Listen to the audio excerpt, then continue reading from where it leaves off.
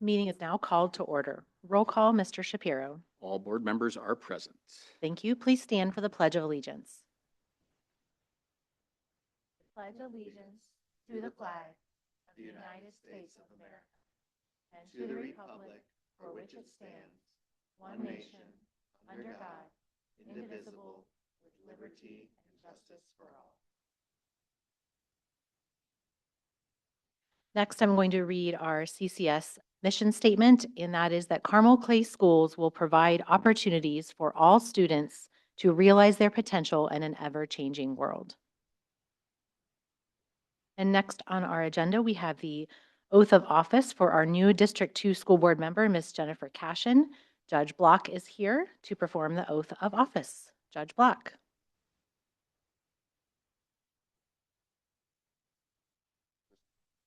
Come on up.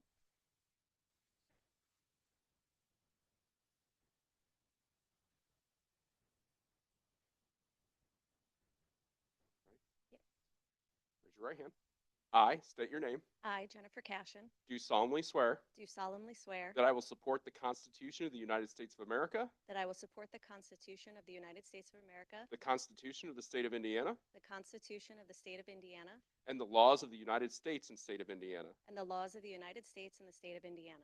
I will faithfully execute the duties of office I will faithfully execute the duties of the office of Carmel Clay School Board Member, District 2, of Carmel Clay School Board Member District 2 according to the law according to the law and the best of my skill and ability, and the best of my skill and ability, and uphold the Carmel Clay School's guiding principles and uphold the Carmel Clay School's guiding principles established by the Carmel Clay Board established by the Carmel Clay Board of School Trustees of School Trustees and the Carmel Clay School District. and the Carmel Clay School District. So help you God. So help me God. Congratulations. Thank you very much, sir.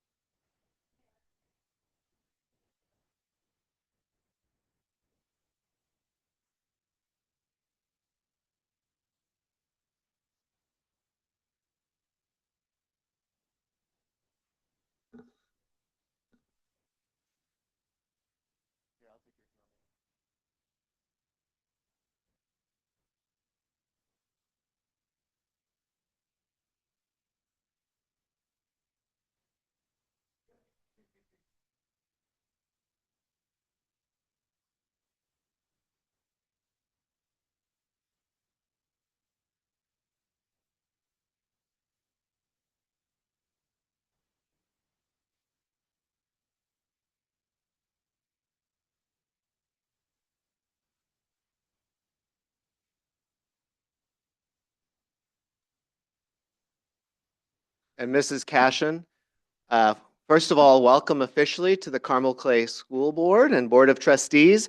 As you come up, and I'll come and deliver it to you, we do have a box of some Carmel Clay Schools swag and gear for you to welcome you to your new role, and we look forward to your service. Thank you so much.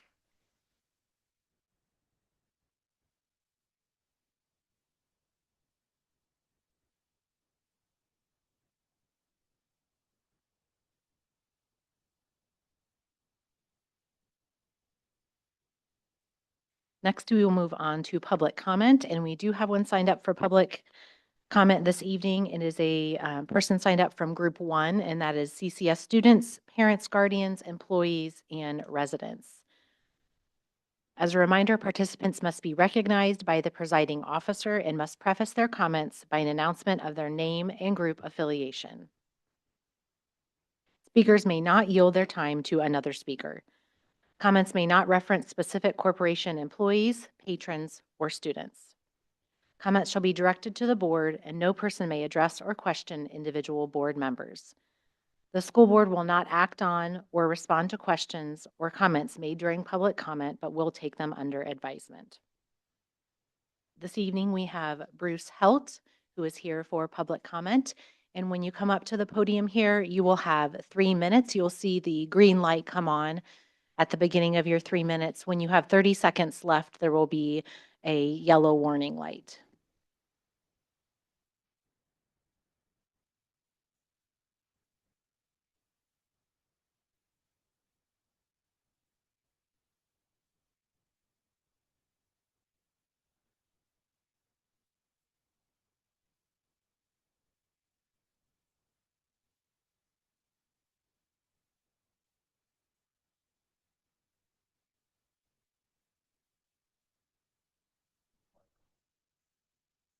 I was a Mayor Brainerd appointee to the Carmel Parks and Recreation Board when we got you folks the Monon Center and the Monon Trail. So I've sat in your seats before, board members, and I hope you'll give me some attention this evening. I'm here tonight to voice my displeasure with the decision the administrators at Carmel High School made last Tuesday regarding the anti-ice walkout. You simply can't make decisions like that and not expect some repercussions. I was out of town that afternoon, so I had to rely on the media for my information, which is obviously biased towards the left. So my first question to you board members and administrators is, why did this protest have to occur during school hours? Carmel High School lets out at 4:05, I believe, but the kids left school at 2:20 so they could be ready to march at 2:30. Why not be a real adult leader and say, no kids, that's not a good idea. You have to do it after school hours, like 4:15. I guess that wouldn't have had the same effect, though, to the community of Carmel that it had. And shame on all of you for putting a couple hundred teenagers in harm's way like that. Did anyone give any thought to the 400 or 500 inexperienced high school drivers that would be leaving the area after 4 o'clock that day? I know I sure didn't think I was going to get in a near-death accident 8 months ago when a local high school girl ran a stop sign and nearly killed 3 of us. How many kids left school just because they wanted to skip their last class? The video showed at least 4 or 5 kids in short sleeve shirts on the march. They obviously don't come to school that day. They obviously didn't come to school that day dressed for the march. I probably would have done the same thing 50 years ago. And yes, I know their parents had to sign off the thing, so their absence could be considered excused. But that's a bad precedent to start. And while it's probably cool to be buddies with some of those kids, I think back what you learned in college psychology. The male brain is not fully developed until 25, while the female brain doesn't develop till 21 or 22. I know I did a lot of stupid stuff as a teenager, and we all did. And like my dad said, when you look for trouble, trouble will find you. The other question I have is, would you allow a walkout in support of the ICE agents working their butts off in Minnesota, catching some really bad guys? Maybe you would, but not enough kids these days would have the guts to go against their liberal friends and teachers. For that matter, I'm not sure why we're even having this conversation, because I don't see what's wrong with taking tons of people off our streets. There's murders, rapists, child molesters, and drug dealers. And don't forget, our former President Obama took 3 million illegals off the streets during his presidency. No one thinks this stuff will happen to them, but it does. Just ask Lake and Riley's parents in Georgia. Thank you. Thank you for your time this evening. Next on our agenda is election of officers. And this is something that we do every year. And the new state statute says we need to do it by the 30th of January, I believe. So we are just skirting in with 2 days to spare.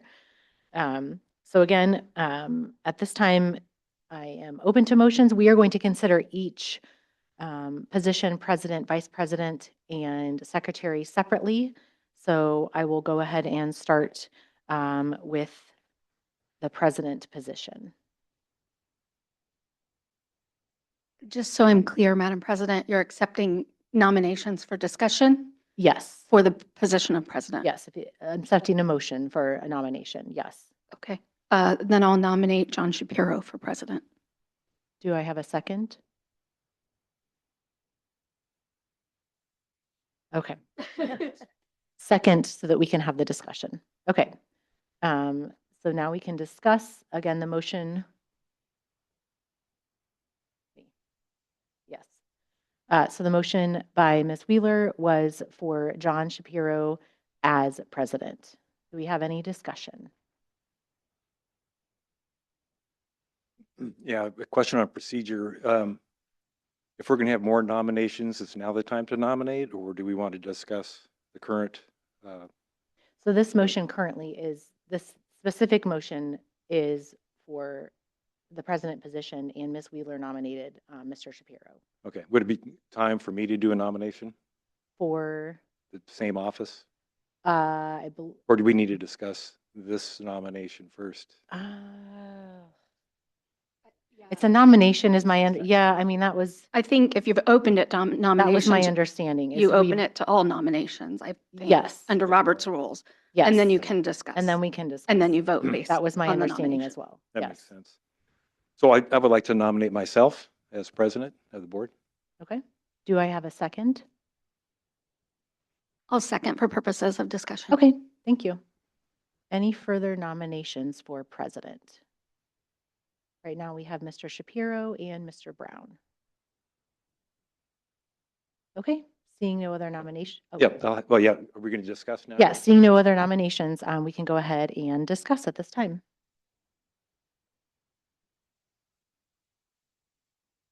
Seems like I go first a lot, but that's fine.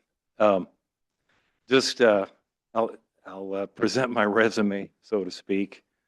And I just think it's important for all the board to know that. I've been on the board 3 years. I'm going on my 4th year. I have been around boards starting back when I was 10 years old on the student council, elected as a secretary. And we didn't do a lot of legislation in the school council because there wasn't much to do, but we really focused on Robert's Rules of Orders. And then I was president when I was 6th grade, and we did the same thing. So I've been around Robert's Rules of Orders for some time. We have an excellent parliamentarian on this board with Ms. Nobis. So if we get off track, we've got some good resource there. So I don't see that as that important of an item, but just talk about my resume. I've been on boards, executive teams, church boards as an elder, and have functioned in this regard for some time. I've led a Boy Scout troop as Scoutmaster and all the way through Cub Scouts to Boy Scouts. And when I got on the board, I'm retired, so I have a fair amount of time. I like to dig in to the data, as I think the administration and the board knows. Roger and I have good, interesting, and fun discussions talking about such matters. And I've also took very seriously when I got on the board. Like I said, I've been retired for my whole tenure, and I've taken, I went to 20 different events for training. And in those 20 events, some of them were multiple days. So I've had 37 individual topics for training for school board items. So I feel like I'm very well qualified. Like I said, I've been on this board starting my 4th year. I think I'm ready to have such a position. For whatever reason, I've been skipped over for any kind of officer position or liaison position. This is the fourth year, and I just find that maybe now is the time. And like I said, I feel I'm fully qualified. I think I've got the most tenure on the board, along with our president. So that's how I present myself for your consideration. Thank you. Thank you, Mr. Brown. Anyone else want to speak to the discussion?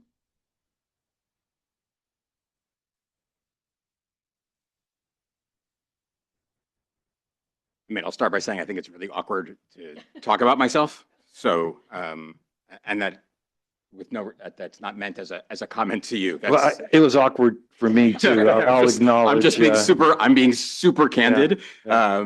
Because it sort of feels like, it's a middle school election. And I should be hanging up a poster in a hallway. You got to sell yourself at this point, right? Right. Like, yeah. Go for it. Right. So,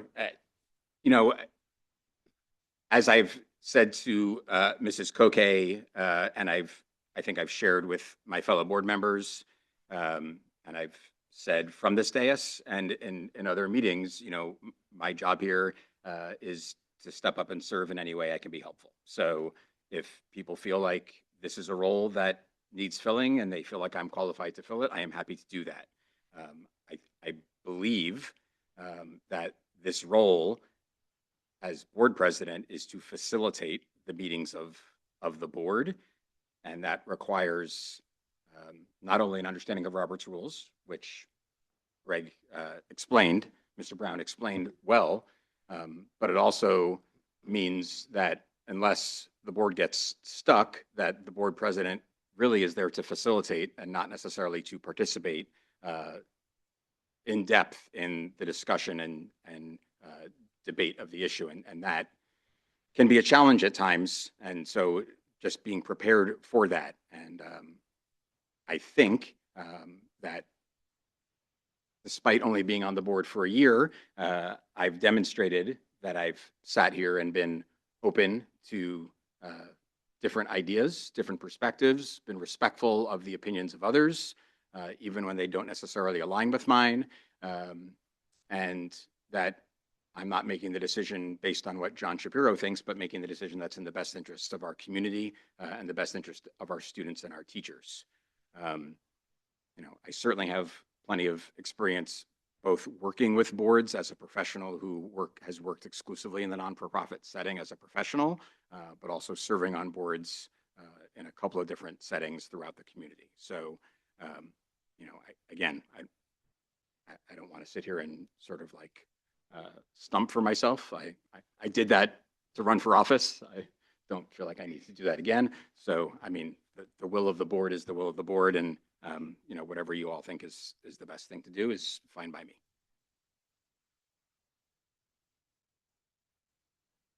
I can go next if you're not ready, Ms. Wheeler. Okay. I was just going to give perspective, not to sell either candidate or either position person. I'm just going to, in addition to kind of what was already said about what the president does, I think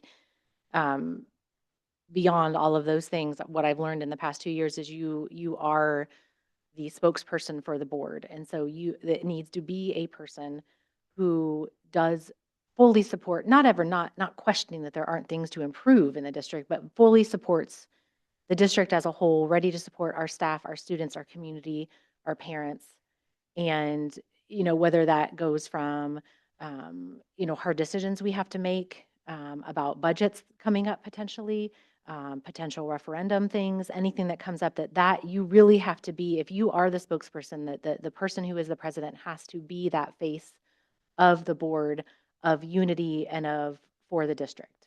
So that is my 2 cents.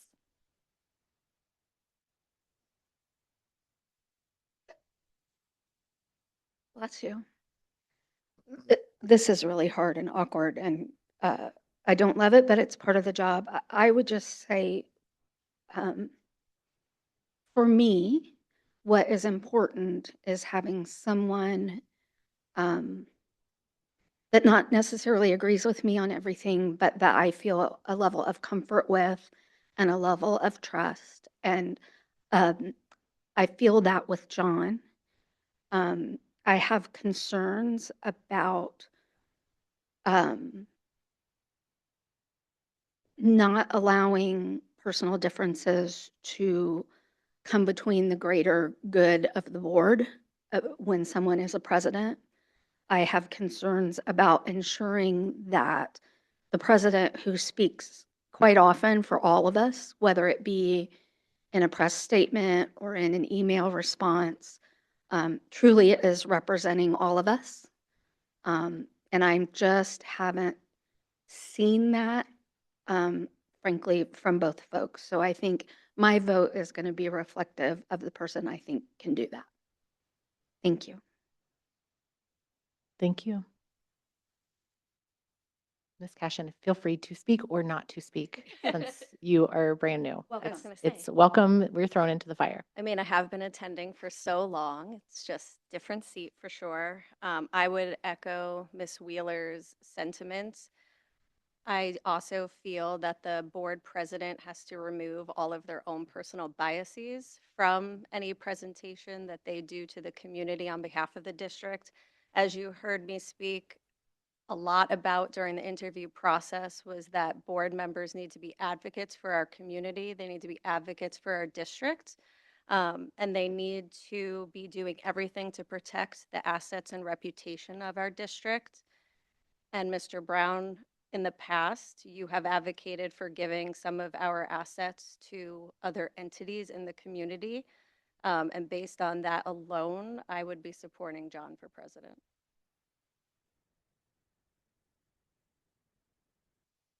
Any further discussion? Yeah, I'd like to respond to these comments. I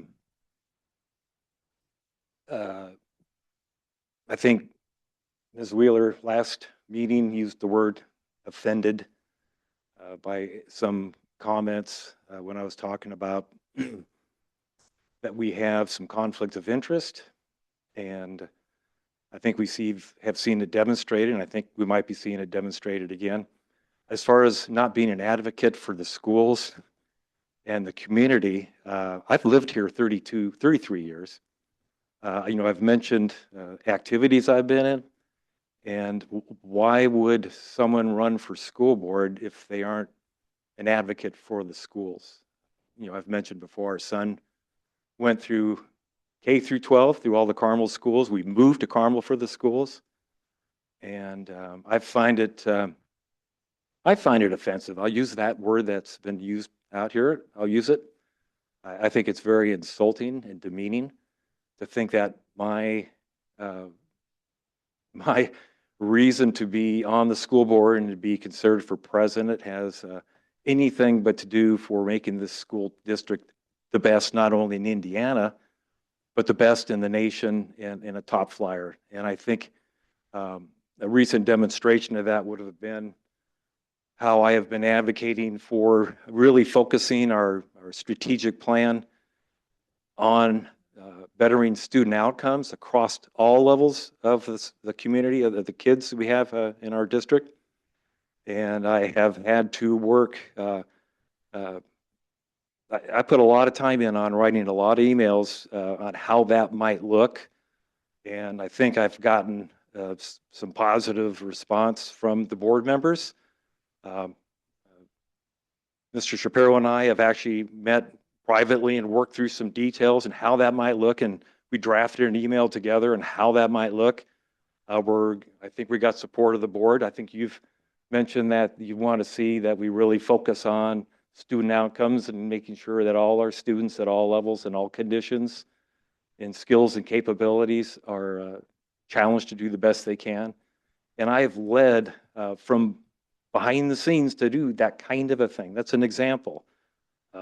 And I just would like to let people hear that I guess if I'm not part of this particular group, I'm considered to be one that is against the schools. And I just find it's very disappointing. And but that's the way it is. I'm the minority up here, and we'll just have to press. So coming through back that. to the point of order is we're discussing potential candidates. I do want to address two things. Not to, toot my own horn or build myself up. However, I do believe that me going to ISBA and the three that I've attended so far, and NSBA, and I do actually believe that it was my thoughts that brought forward the student outcomes and changing our board meetings to be more student outcome focused. I agree, Mr. Brown, you immediately jumped on that and said, yes, we should do that. However, if we're going to use the word, I take offense in you completely owning that. So I just wanted to correct that.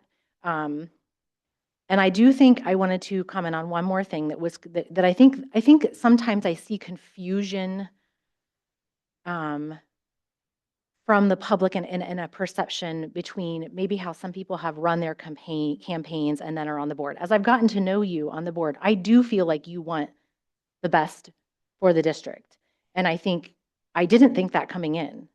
And I'll just be honest to you, just having the perception of things, social media and in whatever you want to call it, politics in general, I do feel like you've done a lot of change. You've understood how hard these people here, everyone else, and every one of our other school buildings, I think you understand how hard they work for our students and for our community. And so I don't know if that's been a switch or if just we really saw that you really do love the schools.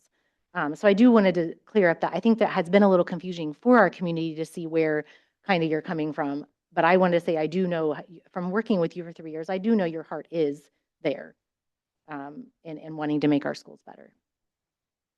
Yeah, if I could, excuse me. Well, point of order, I think everybody gets to respond before you get to speak again. Yes. Fine.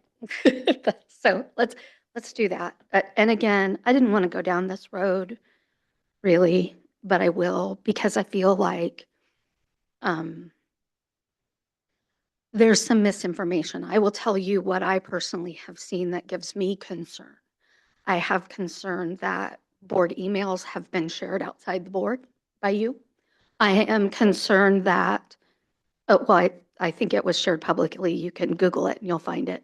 I will tell you that I am concerned, for example, that you seem to separate yourself from board decisions once they are made. For example, I heard you say last week, and I saw again in a communication from you, that the group of folks that we interviewed for our open board seat, like you were not heard. And my recollection of how that went was it was a consensus of everyone in that room on who we interviewed. And no one that went in that room, everyone had a short list of 3 to 5 candidates. Nobody got everybody they wanted. And I think it is at best misinformation to portray it as otherwise publicly. I'm very concerned that on multiple occasions, you have gone to the State House and testified on school board related issues and not made it clear that you are not there on behalf of the district and you are not there on behalf of the board, that you are there in your personal capacity. It's just, it seems like you play by a different set of rules than everybody else.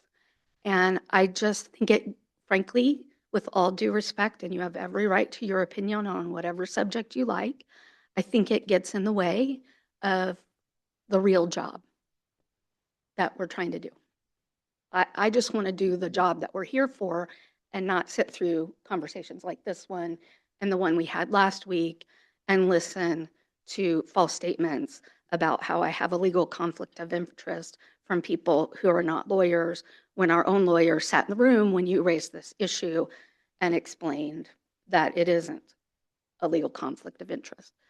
Whether or not you had anything to do with the press on that, I don't know. But at the end of the day, it doesn't engender trust to have you in a leadership role. And that's how I feel about it. Okay, so again, our discussion is on the nominations of Mr. Brown and Mr. Shapiro for board president. Do I have any further discussion from people who have not had a chance to speak again? Well, I object that it sounds like I'm not going to get a chance to respond to some misinformation from Ms. Wheeler here. Well, And if I can't, then I Actually, I'm the object. chair of this board and I run the meeting. So when you want to speak, I can acknowledge you. I'm sorry to be harsh, but I was giving Mr. Shapiro and Ms. Cashin and myself a chance to respond. Okay, I was waiting for them to respond. okay. They are not responding. Now I am going to acknowledge you. Okay. Yes, I did testify at the State House a couple times, and the first time I was brand new on the board, and I did not mention that I was representing myself. That was a mistake on my part. I don't think that's a horrible sin, but it was a mistake, and I acknowledge that. As far as shared emails, I have not seen any evidence, and I find that if you're going to make such an accusation and say, well, go look at social media, I think you should at least be able to present it. Thirdly, as far as selection of the interview candidates, one of my candidates did make it, and we had robust discussion. So I'm not really sure what the point was there and what I may have shared about that. I don't know what the issue was there. But it's fine. I recognize my position on the board. I recognize I'm a dissenting opinion sometimes. I think that the records show that I've voted in favor of probably some high 90-some% of things we voted on.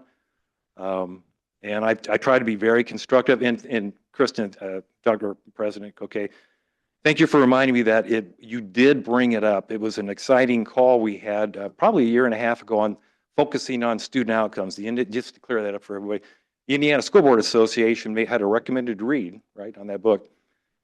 Great on their behalf, and its singular focus, really, I would say, is on student outcomes.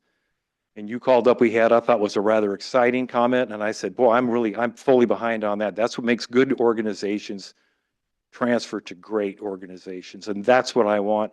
If I can clarify what I thought I brought value to the board is I felt we weren't quite heading that way. It's one thing to say everything we do is focusing on student outcomes. Well, certainly, providing nutritious meals so kids feel nourished and alert in classes. Everything we do is to help student outcomes one way or another. But the real question is when we put programs in, like we had a very controversial one get brought up in the local newspaper, and I tried to hit that one off a year and a half ago on equity grading. There's different names for it. I'm going to call it that. And I tried to head that one off. And so I try to bring these things up, but we're supposed to be measuring. If we put a program in, we're supposed to measure the outcome. So I got the ball over the finish line, or I'm close to getting it over with by working with my colleagues. I wrote several emails, detailed emails. I thought were constructive and positive, and got the attention of Mr. Shapiro, and we spent a fair amount of time working through how that might look and have presented it to the board, and we will be meeting with the administration. And I'm pretty excited about that, and I think that's another aspect of leadership that I bring. And assuming no matter what happens with this vote here, I will continue to provide that kind of leadership because I want what's best for our kids. And so that's the end of my diatribe. Thank you. Can I call for the question? Yes, please. I call for the question. I know you asked me.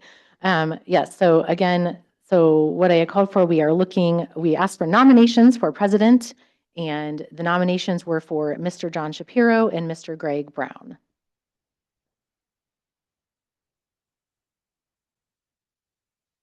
So I would move that we close nominations and move to voting. Okay, do I have a second? Second from Ms. Cashin. How do you want to do this? Roll call. Yeah. Thank you.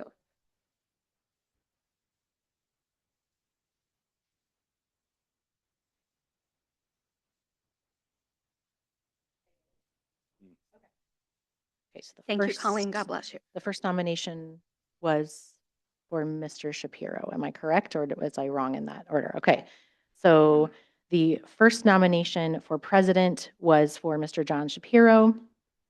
We already had a motion and a second. We had a lengthy discussion. So we will now take a vote All those in favor of Mr. John Shapiro for president signify by saying aye. Aye. Aye. All those not in favor signify by saying nay. Nay. And do we have any abstaining? Okay, Mr. Shapiro will abstain. So the vote was 3. Oh, you got it? Okay. So the next position we are looking at, that was just president, guys. All right, moving on to vice president. Do I get to move over yet? Okay. All right. Moving on to vice president. And again, I'm going to open the floor for nominations for vice president.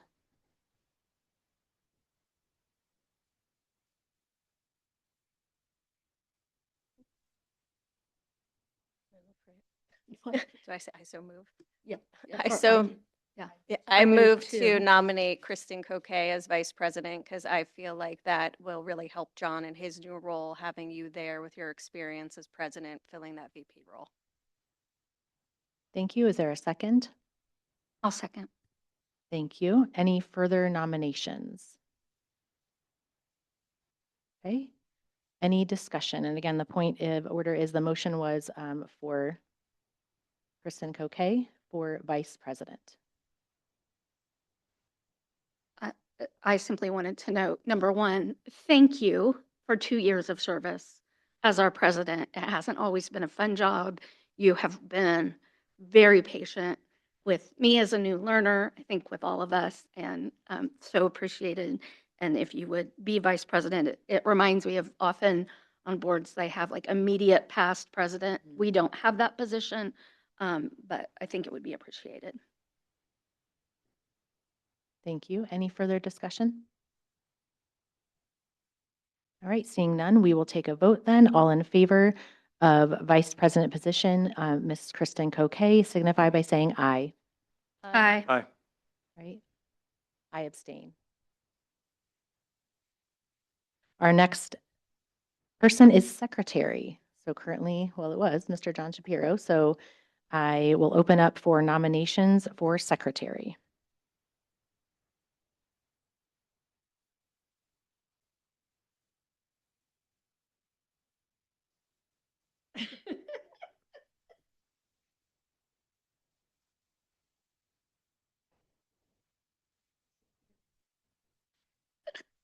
I'll nominate myself as secretary. Do I have a second? That nomination was for Ms. Christina Wheeler for secretary. Is there a second? Second for the sake of conversation. Thank you. Keep things moving. Are there any further nominations? Yeah. I'm going to go ahead and motion. Greg, is that okay? Yeah. I would like to nominate Greg Brown for position of secretary. Second. Thank you. So we have 2 nominations for Ms. Christina Wheeler and Mr. Greg Brown for secretary of the board. Discussion. May I was going to say this earlier, but the question was called. So I think it's important to say out loud, especially if people are either watching live or watching this after the fact. The conversation that's happening, I hope people aren't getting the impression, I mean, maybe they're getting the impression that it's like unhealthy, but I don't think that that's the case. I mean, I think these are conversations that we have had in other meetings, and I appreciate, I wouldn't agree with Mr. Brown's characterization of it as being dissenting necessarily. I think that's actually the sign of a healthy board, is that when we don't agree. That's actually our job, is to have these kinds of conversations where we aren't always in agreement and we are sort of going back and forth on things, because the reality is the community that we represent doesn't agree on things. And we have certainly seen that both recently and in the past on any number of issues. And we will continue to see that. So, I get where you are coming from and the point that you were trying to make. And I think it is incredibly important that we continue to have those conversations. I think the challenge for all of us, myself included, becomes how we continue to do that in a way where emotions remain in check, myself included. The level of respect is there, the discourse is there, all of those things. And that, for me in particular, I know is a challenge. I don't want to speak for anybody else, but I think it's important that, for the community, they know that this is part of what comes with the territory of being in this role, is that we have these back and forth sometimes. In theory, it would be great if we could sit up here and we could agree on things. And while some people think that looks terrible, the reality is we all should have the same thing in mind, which is what is in the best interest of the community. And we're all shooting for that same finish line, right? But how we get there, we don't always agree on. So I know that isn't what we were necessarily here to talk about, but I needed to get on the soapbox for a second, because at some point here, I'm not going to be able to do that. So, but I do, with all respect to Ms. Wheeler, who I think can be an excellent secretary, I do think it is important, given Mr. Brown's time on the board, that he have an opportunity to have a role that requires some responsibility and leadership. And I do think it's an important role, regardless of what some people may think about it. There's a whole lot of things that the board secretary, as I have learned this year, has to take care of. It is not just approving minutes. And so, should there be a time where both the board president and the vice president are not available, that's the next person who needs to help take care of things. And so, I want that to just be put out there as something to be considered. And again, that's all. Madam President, I would agree. Secretary is an important position, and one of those important duties is, certifying official documents from the board, even if maybe you didn't vote for whatever the subject matter of that is. And Mr. Brown, I was under the impression you didn't want the position. If it's something that you want, and it's a job you believe you can do, and I think you can, I would withdraw my nomination. I respect you and agree with Mr. Shapiro's comment. Yeah. Yeah, then I'll withdraw my nomination of myself. Okay, so if we're going back to the point of order, that the nomination now is only one nomination, and that nomination is for Mr. Greg Brown as secretary. Any further discussion?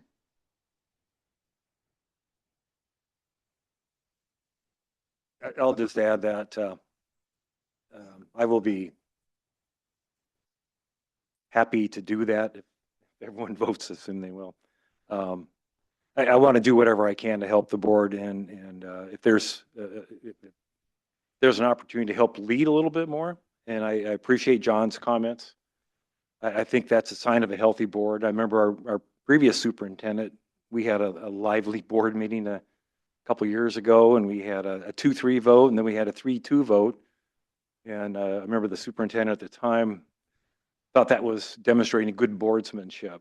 So I think having lively debate, I think that's how our federal government and state governments are designed with our Congresses, and that lively debate brings out elements of the issues that one may not always understand. We all have biases and our life's experiences, so I think I agree with that. I think that's a good point you brought up. I appreciate that. And it's funny, I've reflected on my own time on the board with these 3 members. We haven't had time yet, but there's been times where I've been with and against different mixes of people, and I think that shows that's a good way to show personal objectivity, that you're willing to listen to another opinion and possibly even consider changing your opinion. I think that's what makes any kind of a board or Congress of sorts or council of sorts powerful and effective. I think so enough said. Thank you. Any further discussion? All right, seeing none, we will now take a vote, and the motion is for nomination of Mr. Greg Brown as secretary of the board. All those in favor signify by saying aye. Aye. Aye. Motion carries. Abstain. Thank you. Mr. Brown abstains.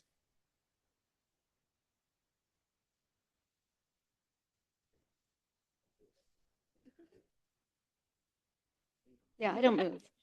Wahoo.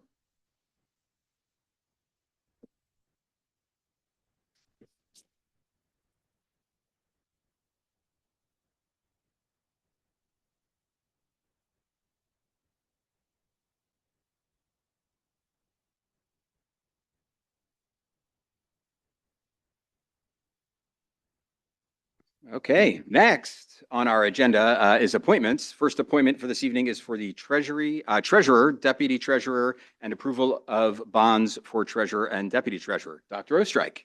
Good evening, President Shapiro and members of the board. Each year between January 2nd and January 31st, it is necessary for the board to appoint a treasurer and a deputy treasurer and approve public official bonds for the treasurer and the deputy treasurer. It is recommended the board appoint a treasurer and deputy treasurer and approve the public official bonds for the treasurer and deputy treasurer for the period of January 2026 until December 2026. The administration recommends the board consider appointing Mr. Roger McMichael as treasurer and Mrs. Amanda Kushar as deputy treasurer. Further, it's recommended that the board approve public official bonds for the treasurer and deputy treasurer in the amount of $100,000 each. Carmel Clay Schools also carries a blanket bond of $1 million under the crime policy, which we're required to have by state law, which provides aggregate coverage for all employees. Thank you. May I have a motion to appoint Mr. McMichael as treasurer, Mrs. Amanda Kushar as deputy treasurer, and to approve the bonds for treasurer and deputy treasurer? Oh, go ahead. Go ahead, Kristen. I'm sorry. I get to do this now. I move to appoint Mr. McMichael as treasurer, Mrs. Amanda Kushar as deputy treasurer, and to approve the bonds for treasurer and deputy treasurer. Thank you, Mrs. Koke. May I have a second? Second. Thank you, Mrs. Wheeler. Any discussion? Okay, we will now take a vote. All in favor of appointing Mr. McMichael as treasurer, Mrs. Amanda Kushar as deputy treasurer, and approving the bonds for treasurer and deputy treasurer signify by saying aye. Aye. Aye. Motion carries. Next appointment is for general counsel, Dr. Ostrike. Thank you very much, President Shapiro. Each year, it is necessary for the board to appoint a general counsel on or before January 31st. The administration recommends appointing Mr. Andrew Manna and Church Hiddle and Antrim as general counsel, and I will also share that Mr. Manna is in attendance with us this evening. Thank you. Thank you, Dr. Ostrike. Thank you to Mr. Manna for being here. May I have a motion to appoint Mr. Andrew Manna and Church Hiddle and Antrim as general counsel? I move to appoint Andrew Manna and Church Hiddle and Antrim as general counsel. Thank you, Ms. Wheeler. May I have a second? Second. Thank you, Ms. Koke. Any discussion?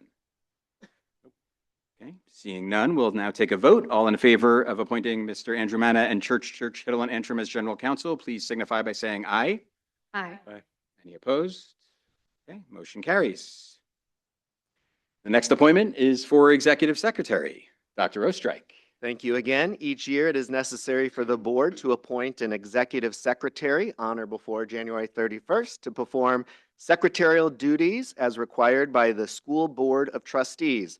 The administration recommends appointing Mrs. Colleen Nobis as executive secretary. Thank you. Thank you, Dr. Ostrike. May I have a motion to appoint Mrs. Colleen Nobis as executive secretary?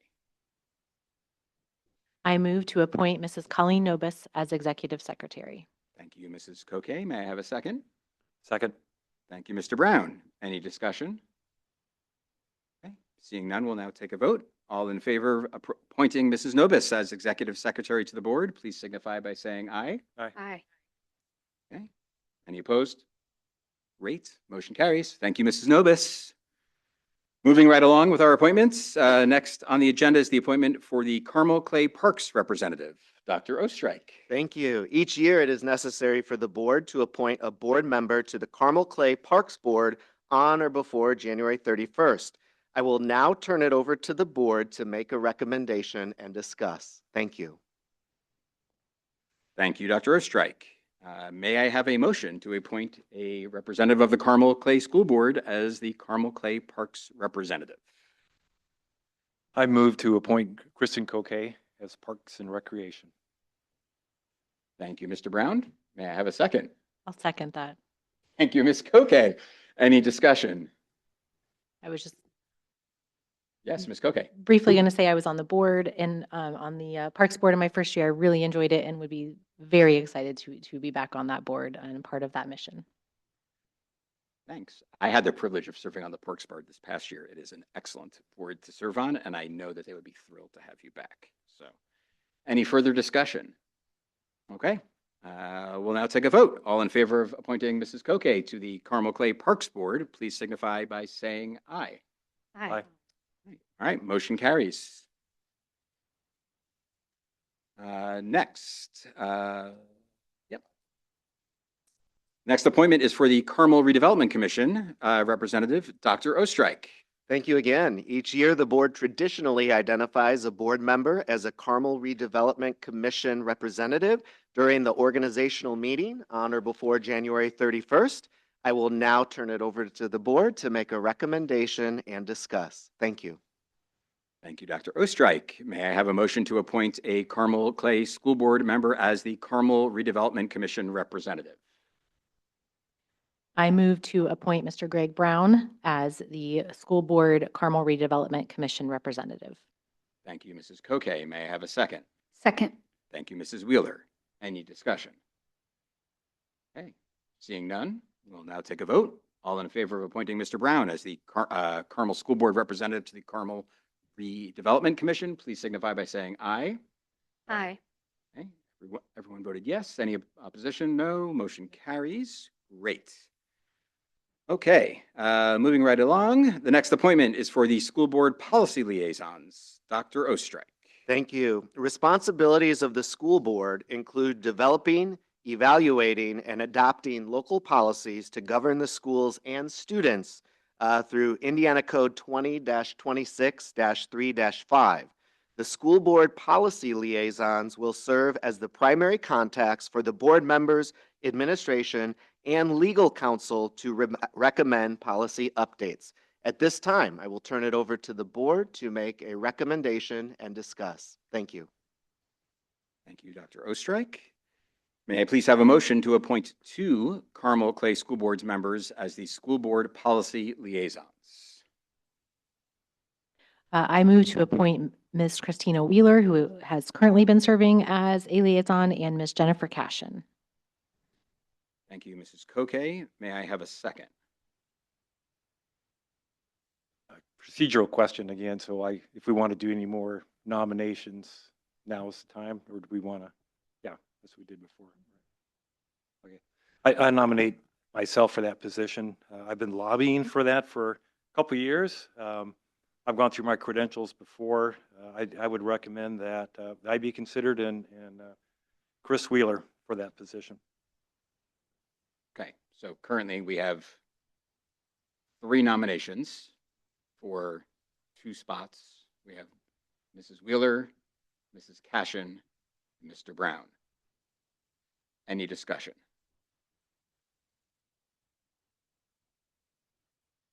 So I just want to make sure I've straight in my mind, Mr. President. So at this point, Ms. Cashin hasn't been appointed to any committee. That is, And this is the first time I've been nominated. Oh, I'm sorry. thank you, Ms. Novus. We need a second catch. of Mr. Or Brown's. good catch. Also a second of my motion. We need a over- second for the nomination. Sorry. second Thank you, Mrs. Novus. For the nominations in general. Oh, second for the, do you have to pick one? No, I'll second the nominations as stated for purposes of discussion. Thank you, Ms. Wheeler. Now you can continue. Okay, just trying to get straight in my mind who's where. So we have Ms. Couquet on the Parks and Recs Board and Vice President. We have Mr. Brown on the Redevelopment Commission and Secretary. And Ms. Cashin and I don't have an officer position. So this is the first nomination we've had for any committee or official liaison position. That's correct? That is correct. Okay. And if I may, so we have this appointment, and then the remaining appointment after this would be the Carmel Education Foundation appointment. So there are these two appointments to the policy as policy liaisons, and then one appointment to the Carmel Education Foundation that is remaining. Okay. Thank you. You're welcome. Further discussion? I just wanted to make a note for the positive of having Ms. Wheeler being a lawyer. And I know she tries to separate that from her board work here, but you know that I think that's really helpful to have that lawyer mind on our policy committee.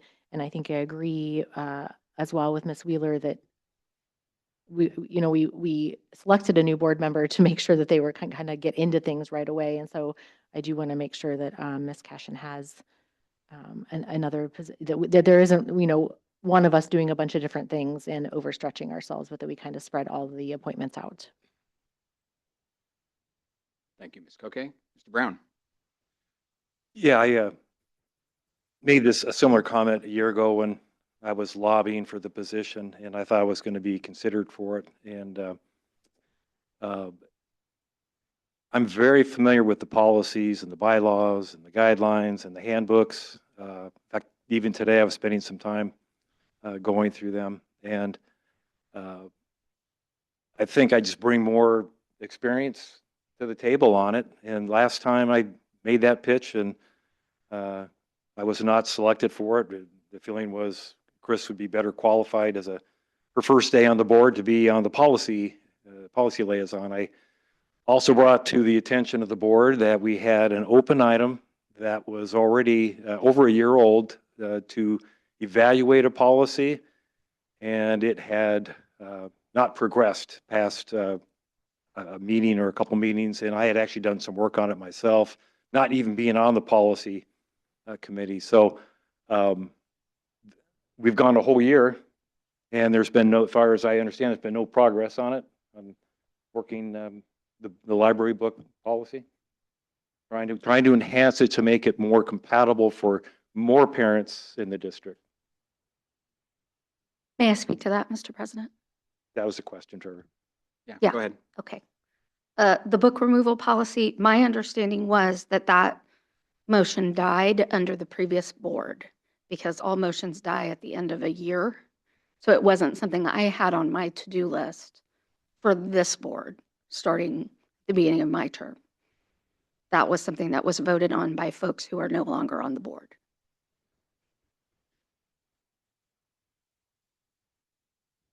May I allow Ms. Cashin to speak first, Mr. Brown? Sure. Thank you. Ms. Cashin?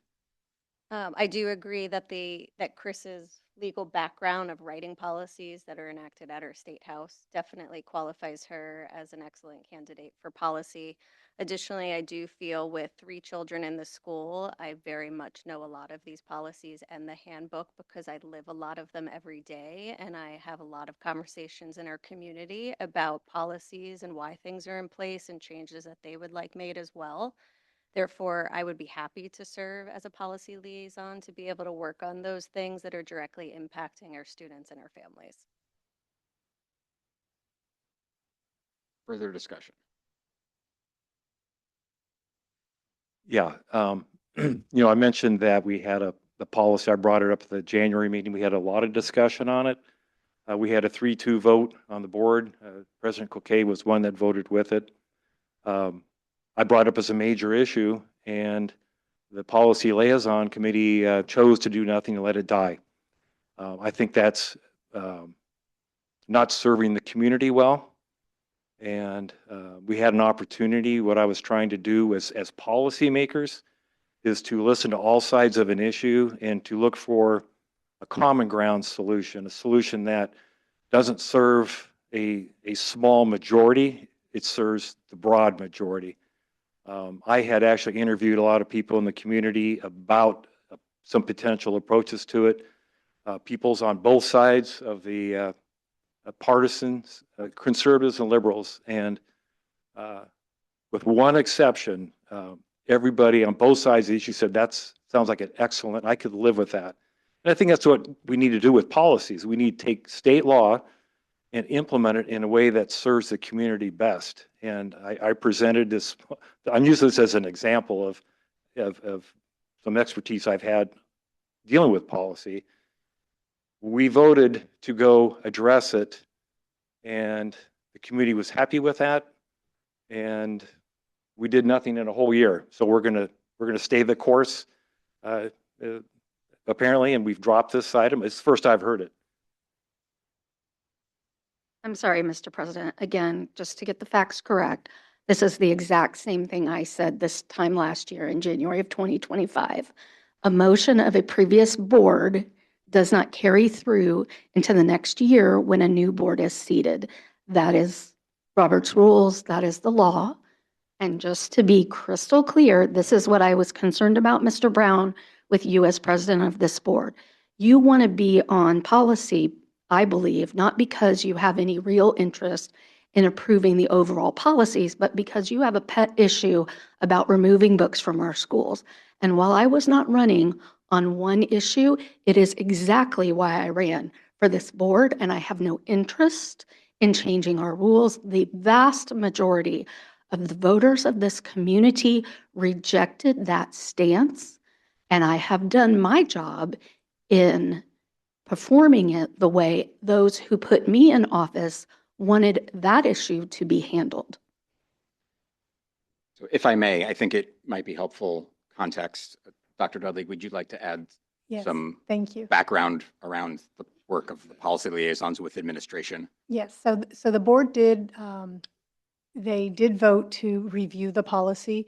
The policy liaisons, the two policy liaisons that neither member are on the board, they did meet, they did review it, and they determined not to bring it any further to the board. After they met, they reviewed it, they discussed it, and if they decided that it did not need to come to the board because there were no changes made in the policy. And so it wasn't just not, they did do that. Okay, thank you. I'll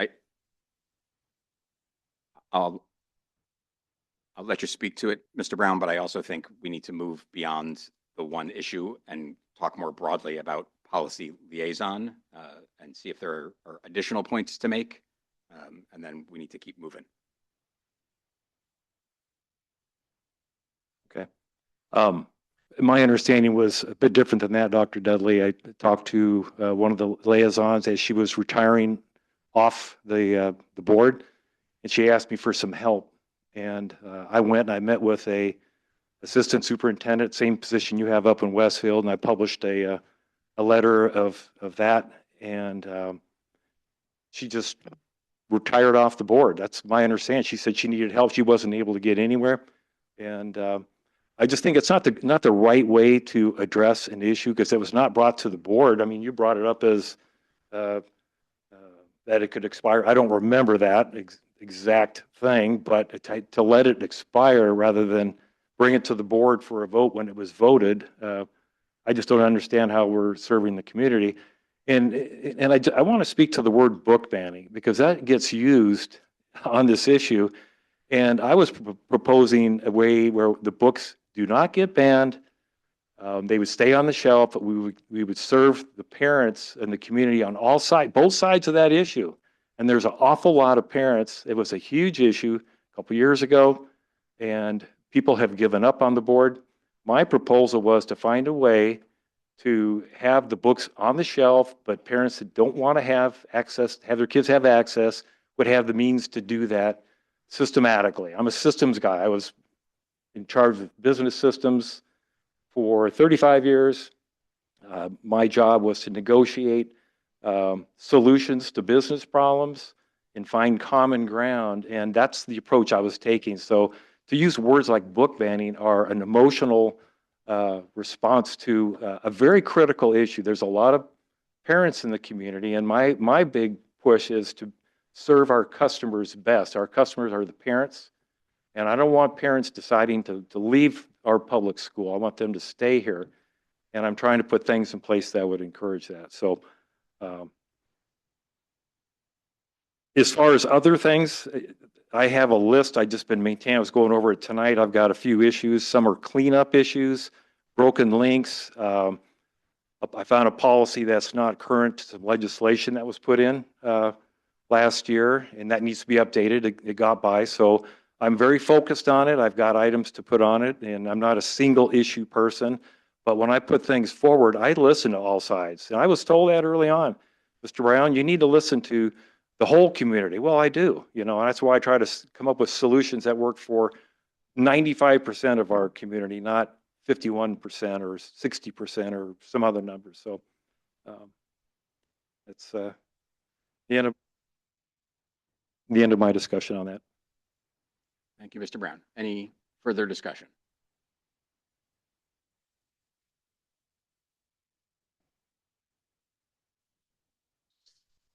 Someone like to call it? So we need to vote on the first nomination. Okay. So we need to vote on the first nomination first for school board policy liaisons, which was for Mrs. Wheeler and Mrs. Cashin. So all in favor of appointing Mrs. Wheeler and Mrs. Cashin as the school board policy liaisons, please signify by saying aye. Aye. Opposed? Nay. Motion carries 4-1. Our next and final appointment this evening is for the School Board Carmel Education Foundation Liaison, Dr. Ostrike. Thank you, President Shapiro. Each year, the board will appoint a board member or designee as the Carmel Education Foundation Liaison on or before January 31st. I will now turn it over to the board to make a recommendation and discuss. Thank you. Thank you. May I please have a motion to appoint a Carmel Clay School Board member as the Carmel Education Foundation Liaison? I move to appoint Ms. Wheeler as the Carmel Education Foundation liaison. May I have a second? I second. Thank you, Ms. Cashin. Any discussion or additional nominations? Okay. Seeing none, we will now take a vote. All in favor of Ms. Wheeler as the Carmel Education Foundation Liaison from the Carmel Clay School Board, please signify by saying aye. Aye. Motion carries. Next on the agenda are related items. Related items include establishing the salaries of school board members. Dr. Ostrike. Thank you again. Each year, the board traditionally establishes salaries of school board members during its organizational meeting on or before January 31st. Per Indiana Code 20-26-4-7, board members may receive an annual amount not to exceed 10% of the lowest starting salary of a teacher employed by the school corporation for their service. The lowest starting salary for a teacher in Carmel Clay Schools is currently $45,939. In previous years, state statute set board compensation at $2,000. So this is a new law that was enacted, and at this time, I will turn it over to the board to make a recommendation and discuss on the salaries of board members. Thank you. Thank you, Dr. Ostrike. May I have a motion to establish and approve the 2026 salaries for the Carmel Clay School Board? I move to establish the salaries of the Carmel Clay School Board. Thank you, Mr. Brown. May I have a second? Second. Thank you, Ms. Koke. May I go first? Sure. And we have to discuss because there wasn't a specific motion. Oh, okay. Oh, yeah, when we have a discussion. Right. I'm sorry. No, so would anybody like to start? Mr. Brown, he's indicated you'd like to start the Yes, discussion. I so would like to please. start just because I want to start. Last time I wasn't able to start on one. I thought this time I'd like to start on one.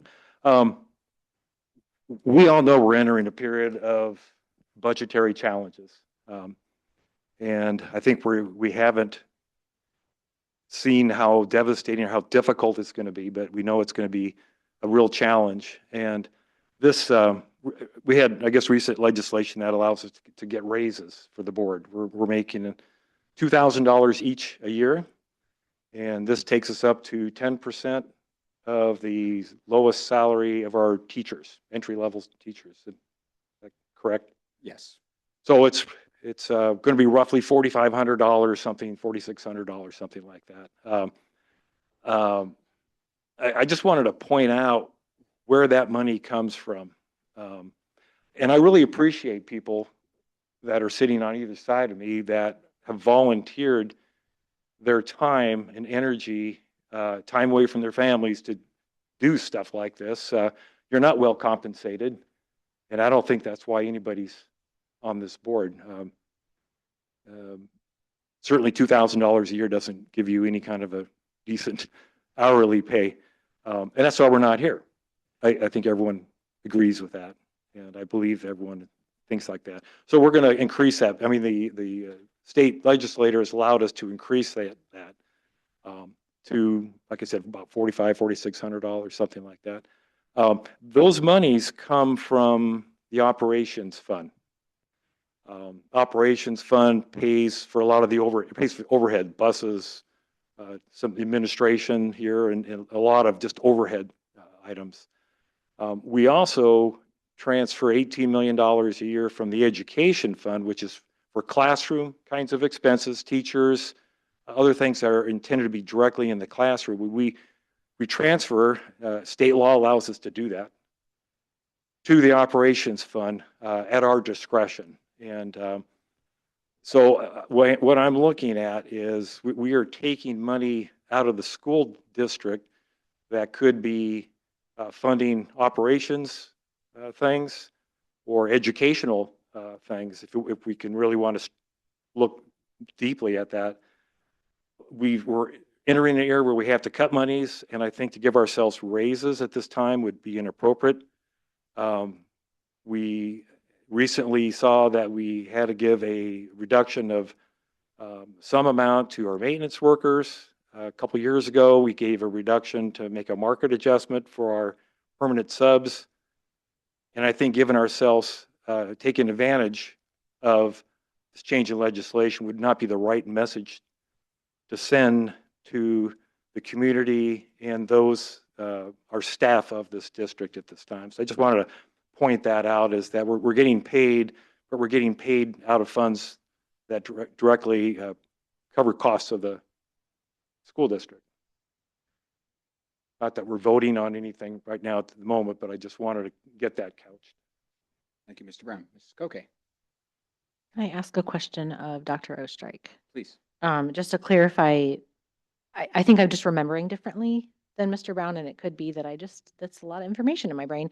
But the maintenance staff and sub, can you just clarify the fact, what kind of happened when those rates were kind of changed? What was the situation? Yeah, so I think it was about a year or two ago, we increased the daily sub pay at the board recommendation. And then we did a comprehensive study of the permanent building subs, and we did adjust their salaries to be more at the market rate, which did reduce their salaries. This may have been 4 or 5 years ago. We did that. We gave them, I believe, a year transition and then made that adjustment per market analysis. So. To follow up on with the maintenance staff as well, that was more recent. I'll have Roger address the maintenance question. So the maintenance staff, a couple of years ago, 2 or 3 years ago, not recently, we had previously had 2 categories of maintenance. I'll call them a skilled trades and a more of a technician, so less skilled. So we had two categories. There was a recommendation made to me to increase and make them all level 1s, if you will.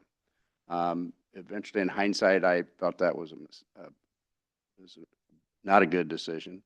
They are not all equally qualified, but we were having also, in fairness, we're having trouble with filling positions and finding qualified people. And sometimes when that happens, you begin to select the best out of the applicants, which may not be very good. So at any rate, I later made a recommendation so they got a raise. And then I made a recommendation to reestablish the level 2 positions.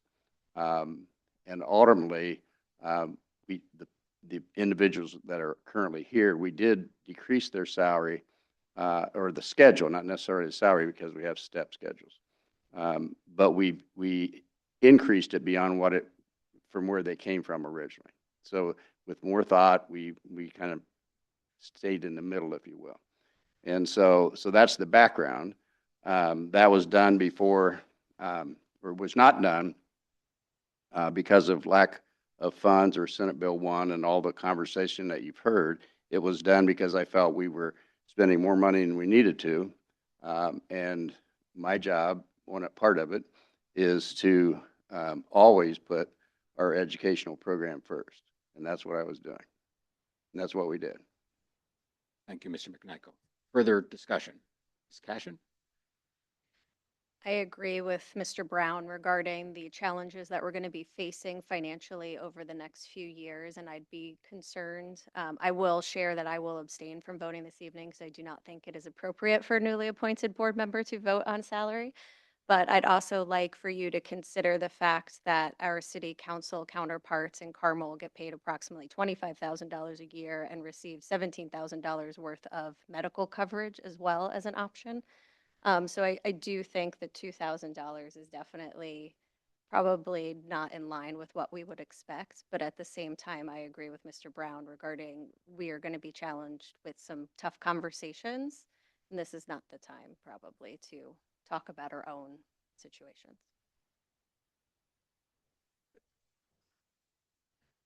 Ms. Wheeler? Thank you. I agree. It's not that I'm not open to the idea of having a more fair salary for our board. I just don't think now is the time to do that, make that change. It gives me the ick, as the kids say. So without being redundant, it's not really something I'm interested in doing right now. Any? I just wanted to comment on the permanent sub situation that I was on the board and that came up, and we had a planned reduction of a significant amount. I don't remember the exact percent, but it was a market adjustment on permanent subs, and it was right after we had a bout of tremendous inflation in a short period of time, like a 24% kind of inflation, and they were going to be market adjusted down to, I hate to pick, I think the number was around 20%. It was pretty significant.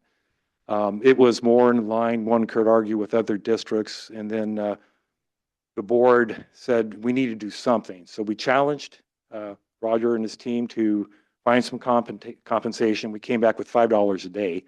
So it was not anything where they were. I just wanted to clarify that because so often things can sound like I might be saying, or others might be saying misinformation. But it's just, I think the main point is what we've just talked about here is that we're looking for ways to cut costs at this point, and for the board to get a raise is not the right thing to do. Mr. President Shapiro, if I may clarify, I think we're getting our terms mixed up. I think you and I understand what we're saying, but yeah, the daily sub, a substitute teacher rate, we increased to the $5. Permanent, we do have permanent building subs. Those are substitute teachers that come to the same building every day. They are paid at a little bit higher rate. This was 4 or 5 years ago. We did make a market adjustment to them. So yes, we increased the $5. That was a couple years ago while you were on the board. I was referring to something that was probably before you were on the board, definitely before Dr. Herrera was here because I was in the position. And so, yes, yeah, we did increase it $5. But I think I was referring to a different level of substitute compared to the daily substitute who comes to work every day. So just wanted to clarify that. Yeah. Mrs. Koke? I move at this point to set the board compensation at the current rate of $2,000 per year. Do I have a second? I second that. Any further discussion?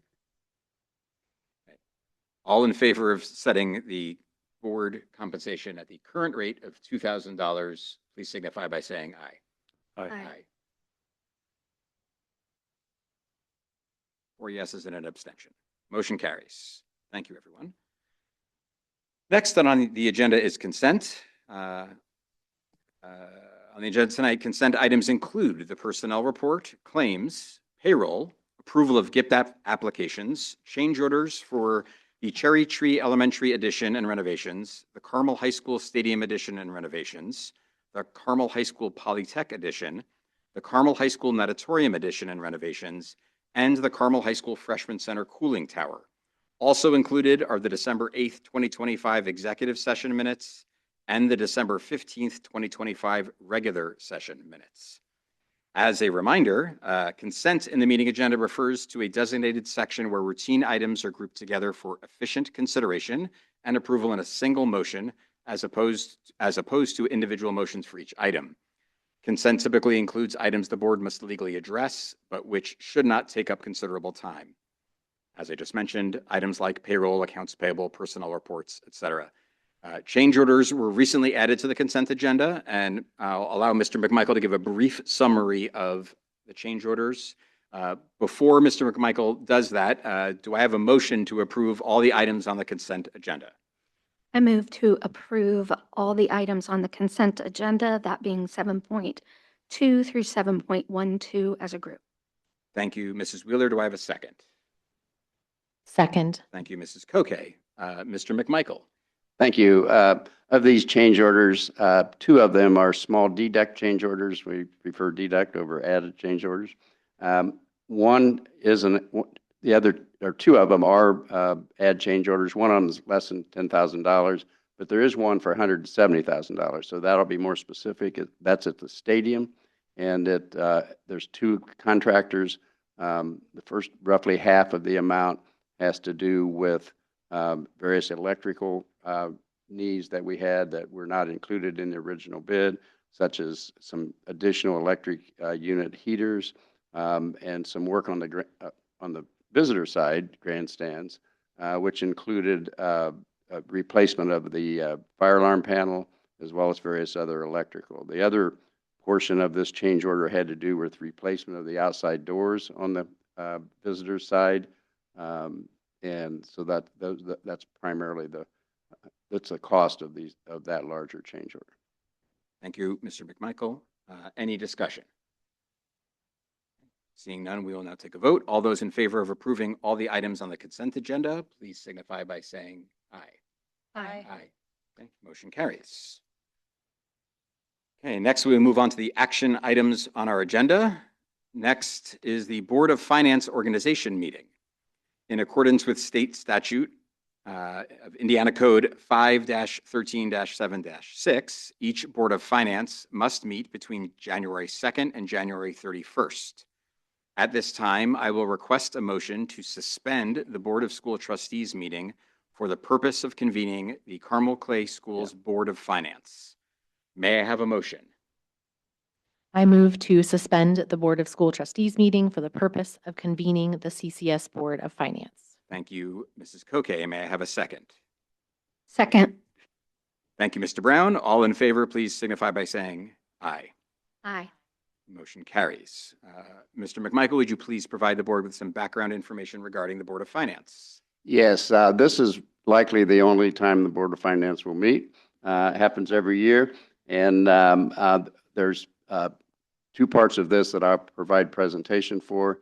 The first is the investment report, and you have that in front of you, but our investments for the year were just under $500,000. So that's a lot more than it was for years because the interest rates have gone up, and so that's a good thing in terms of investments.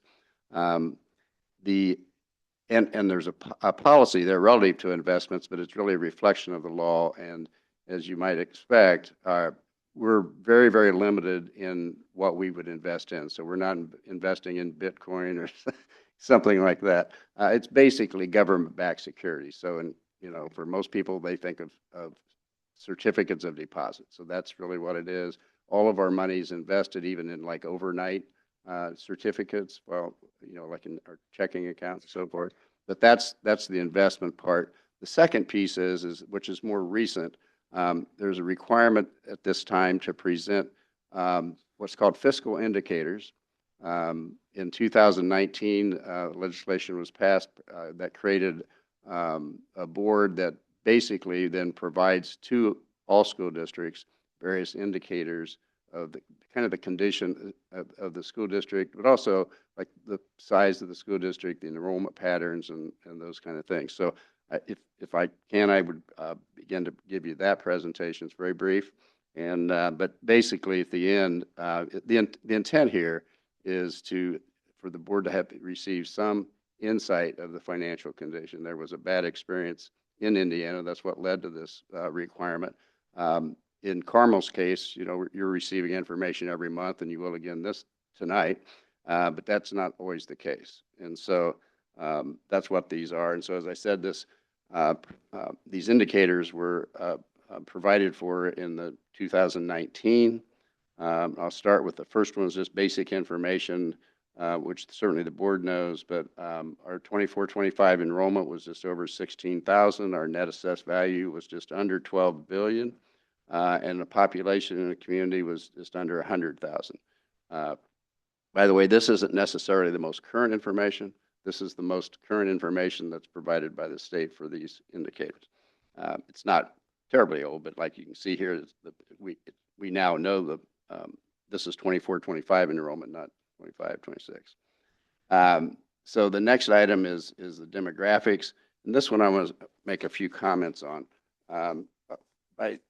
I've looked at, and you can see the percentages of the demographics, and this is showing free and reduced lunch, spatial education, and English language learners. And you'll see our percentages on the far right for 23-24, and they've gone up, and percentage-wise, they've gone up considerably. These percentages are low by state averages. I mean, the free and reduced lunch in Indiana is close to 50%. But for us, for example, our free and reduced lunch since 2020, as compared, 4 years later, has gone up 22%. Our spatial education has gone up 44%, and our English language learners have gone up 63%. So clearly there's a trend here, and you can see it just from the graph. It's not just since 2020, but I chose that year to make the comparison. And so I think that's worth noting. We've talked about it before of having increased diversity in the community and also diversity in these three indicators. And it does have implications for our educational program and the staffing needs and all of those things. Here is an ADM report, and you see generally we've been pretty flat for several years now. This starts at 2015. You see a slight dip after 2020, after COVID. First it went up in 19 and 20, and then it started to go down a bit, and then back up a bit, slightly. I mean, very insignificantly in terms of 16,000 kids, but it did go up a little bit in 22 or 23, 24, 24, 25, and now, as I think you know, this year it's going back down a little bit. And we like it when it goes up, a lot better when it goes down because of the way the funding works. And then finally, this last slide will show, again, we're combining what was the general fund, and then beginning in later, it's the education fund and the operating referendum, and then the rainy day fund. We added that as well beginning in 2020. And so you can see here both as a percentage as well as dollars. And again, as we previously stated, our goal, we raised our goal to have a minimum balance of 12%, as it had been 8% for, again, that was the minimum goal, not the maximum, and which is very conservative, by the way. And so, and you can see here in 24, we achieved the 12%. You're going to see later that it's dropped a bit this year, which you heard information previously about budgets and funding and so forth. But it has generally trended up as was planned, and so that's a good thing. And I would personally like to see it go up closer to 20%, but not more than that. I can tell you there's any number of school districts that has as much as 30 or 35%. There is a point where I think money in the bank, not supporting children, is just money in the bank, is excessive from asking taxpayers to provide money and then it's not used for what they're providing it for. Same time, we need a balance to be fiscally stable and responsible. So, at the end of the day, we have maintained financial stability over this period of time. Our cash balance has gone up an average of 9%. It'll eventually go up more as we continue to strive for the 12% or more. And so with that, that would conclude the information that I have for you. Great. Thank you, Mr. McMichael. The first action of the Board of Finance is to appoint a president and a secretary. The administration is recommending that the president and secretary of the school board also serve as the president and secretary of the Board of Finance. May I have a motion to appoint the president and secretary of the school board to serve as the president and secretary of the Board of Finance? I move that the president and secretary of the school board be the president and secretary of the Board of Finance. Thank you, Mrs. Wheeler. May I have a second? Second. Thank you, Mrs. Koke. Any discussion? Okay. Seeing none, we will now take a vote. All in favor of appointing the president and secretary of the school board to serve as the president and secretary of the Board of Finance, please signify by saying aye. Aye. Motion carries. Mr. McMichael, can you please present the report of investments for 2025, a report of the financial condition of the corporation, and present information regarding the district's investment program?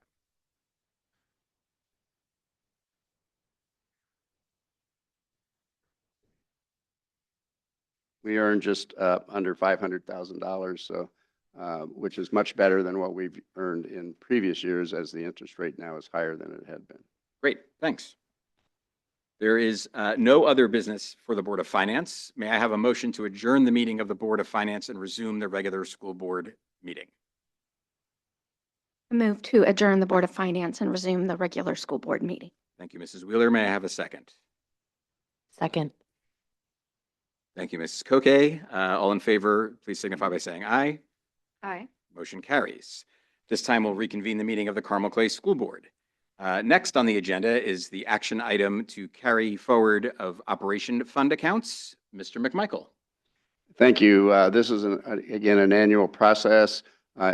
In our operations fund, we choose to carry forward 1 year, typically 1 year for projects that are maybe continuing. A lot of this is a school allocation for equipment, for example. And rather than have that appropriation, as we would say, die at the end of the year, they carry it forward. Sometimes they're kind of saving up to use 2 years worth of funding. So that's what this is. It's just a routine that we follow. Great. Thank you, Mr. McMichael. May I have a motion to approve the carry forward of operation fund accounts? I move that we approve the list of operation funds accounts to be carried forward, and that any account not listed with an unencumbered balance as of December 31, 2025 not be carried forward. Thank you, Mrs. Wheeler. May I have a second? Thank you, Mr. Brown. Do we have any discussion? Okay. Seeing none, we will now take a vote. All in favor of approving the carry forward of operation fund accounts, please signify by saying aye. Aye. Motion carries. Next on the agenda is the agreement for consulting services. First Tuesday Communications. Dr. Oestreich. Thank you, President Shapiro.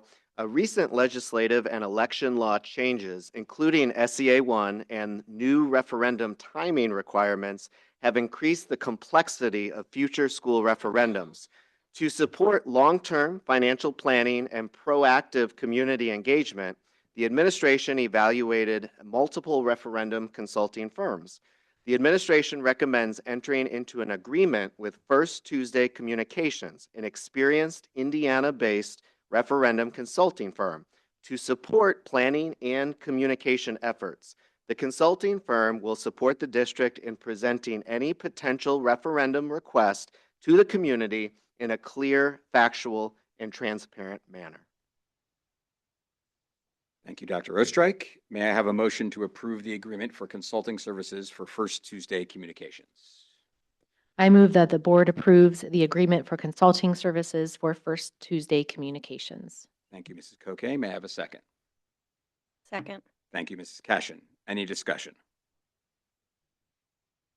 Mr. President, I apologize. I need to go get my asthma inhaler, and I'll be right back. Please do that. Don't run. Any discussion? Mr. Brown? Yeah,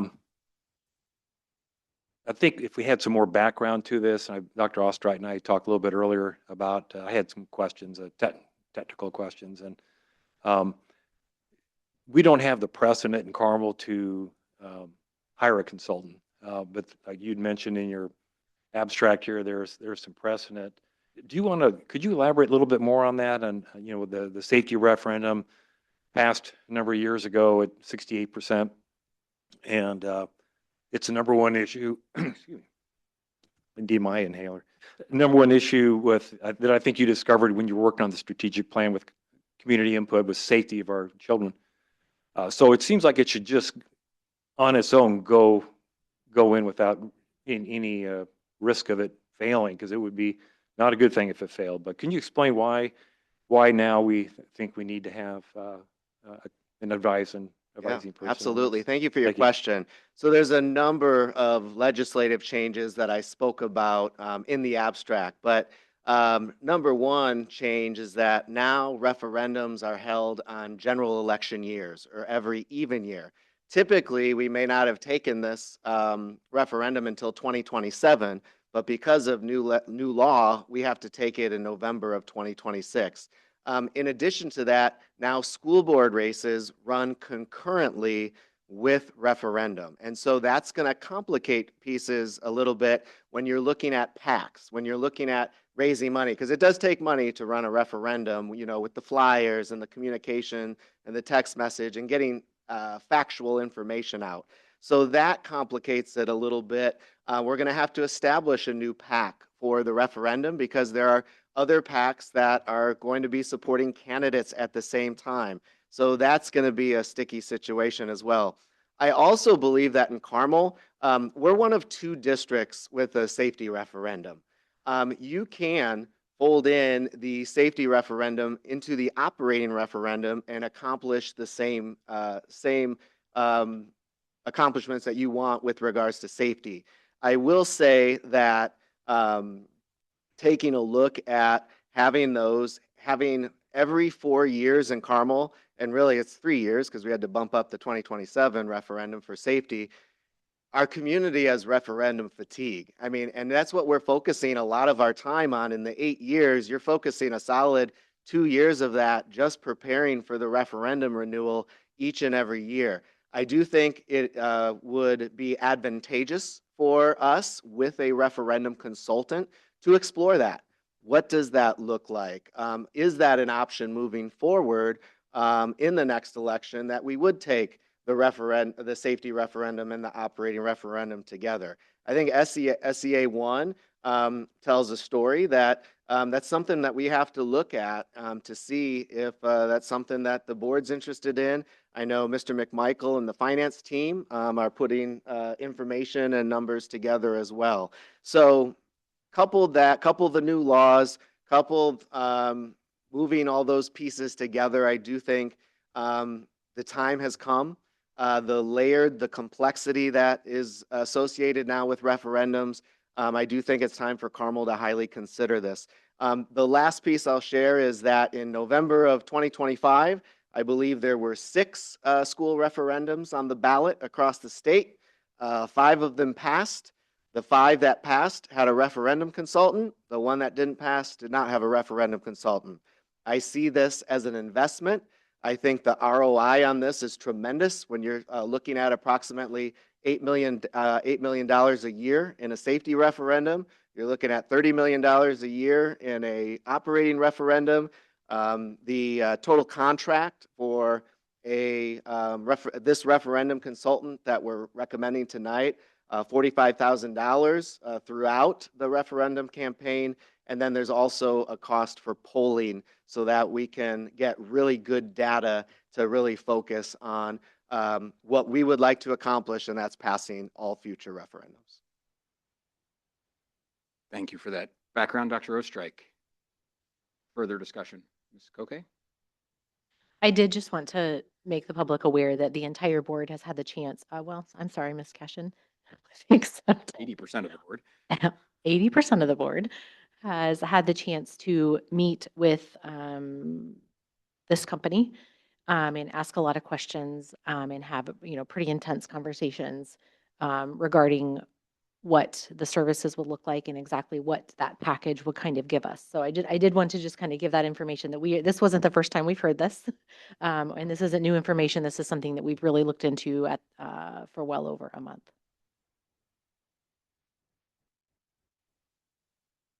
Further discussion?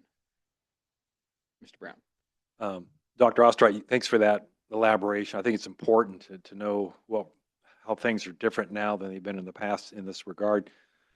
You'd mentioned that the contract you're being asked to approve tonight covers $45,000, and you also mentioned that, which I'm glad you did, that we will need to do a polling to see where the community is and where we need to focus on the community. And that cost, we don't know exactly, but I've heard a range of 15 to 30,000. The range 15 to 28,000 is what the Okay. consultant shared with us, to take polling for strategy and messaging and taking a look at risk assessment and so on and so forth. Okay, thank you. Any further discussion? I just wanted to make a note, Mr. President, that we have historically had incredible support and some really wonderful members of our community, including yourself, who've done great work on previous referendum efforts. I want to thank them. I think we are having to take it to a new level, but I certainly look forward to continuing having those folks support, hopefully, and that's what we're working for.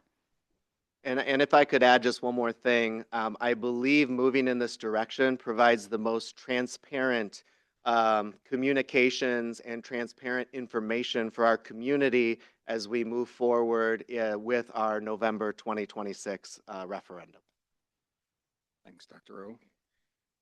If I may, the only piece I would add, just if there's nothing else, is I agree. I think it is incredibly important for the community to have an in-depth understanding of what we are talking about when we're looking at renewal. This was a brand new referendum. The safety referendum was brand new to the community several years ago. And I think we've all seen the benefit of what that referendum has done in the community, both very visibly with SROs in our schools, but also many of us have experienced the benefit of the mental health support and the contract agreement with Ascension St. Vincent, and some of the other pieces that have come through that referendum. Additionally, I do know, I think some of us have also heard, that there are people in the community that felt like the communication around what was in that first referendum was not completely transparent. And so I think working with a consultant will allow, as you alluded to, will allow for this to be completely out there in the community. My personal 2 cents, which I know I'm supposed to minimize doing from this seat, is I don't know that I would be comfortable risking losing the referendum, whether it is one referendum or both referendums, for this kind of investment. I don't think that is good stewardship of the community.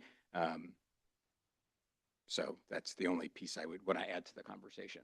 Ms. Cashin? I just wanted to clarify, based on some of the things Dr. O said, that this consultant isn't to figure out how to get both combined past this year. I just want to make that very clear. It's more analyzing if that is what is needed and if that is the right strategy, or if only the safety referendum would be on the ballot this November. I just wanted to confirm that. Absolutely. We have a lot of work ahead. Nothing has been predetermined whatsoever, but all options are certainly on the table. And if I may add one more thing, I just want to say a public thank you. We have Lieutenant Miller and Sergeant Smith in the back. Their leadership under the safety referendum and hiring our SROs in each of our buildings and the professional development, the guidance, the visibility that they've had in taking our safety referendum and making it the top SRO program in the United States and the world.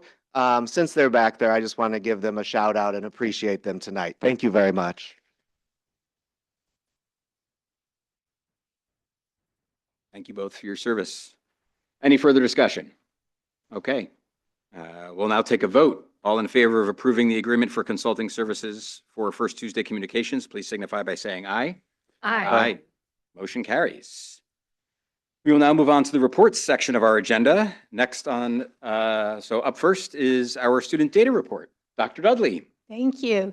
So good evening. Tonight I'm sharing an overview of our Reading Universal Screener, Acadians. And this presentation connects directly to our district strategic plan and focuses on how we use early literacy data to identify student needs, provide timely support, and monitor growth.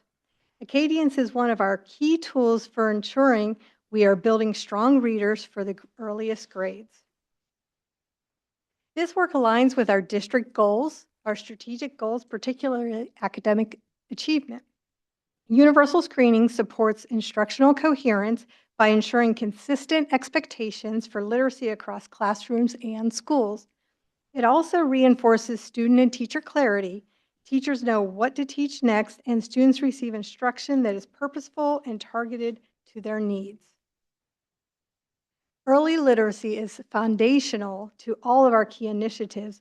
Strong reading skills support student success across content areas and over time. Universal screening allows us to be proactive rather than reactive, identifying students who need support early, providing enrichment for students who are on or above benchmark, and ensuring instruction aligns with our instructional framework. So while state assessments provide important outcome data, Acadians gives us actionable, in-the-moment information. These results help us monitor student growth, inform instruction, and evaluate the effectiveness of our literacy practices long before students reach high-stakes assessments. This is a critical part of our data-informed decision-making process. So what is Acadians? What is this universal screener? So we often describe Acadians as a literacy checkup. So just like a routine health screening, it gives us an early snapshot of how students are doing with essential reading skills. The assessments are brief, standardized, and administered 3 times a year, fall, winter, and spring, to all students, kindergarten through 5th grade. And the assessments include critical early literacy skills such as phonemic awareness, phonics, fluency, and comprehension. And these skills are strong predictors of future reading success.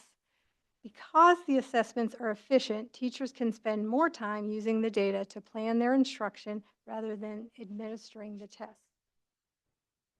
And again, the purpose of the screening is prevention. So identifying the students who may be at risk for reading difficulties, we can intervene before gaps widen. And then the screening also ensures that students who are meeting or exceeding expectations continue to be challenged with appropriate instruction and enrichment. So Acadians provides a benchmark status which predicts the likelihood of the student will meet grade level reading goals by the end of the year. And student scores reflect the level of risk, allowing teachers and teams to prioritize the instruction and supports. And this helps us to ensure that we're using our resources effectively and equitably across the entire district.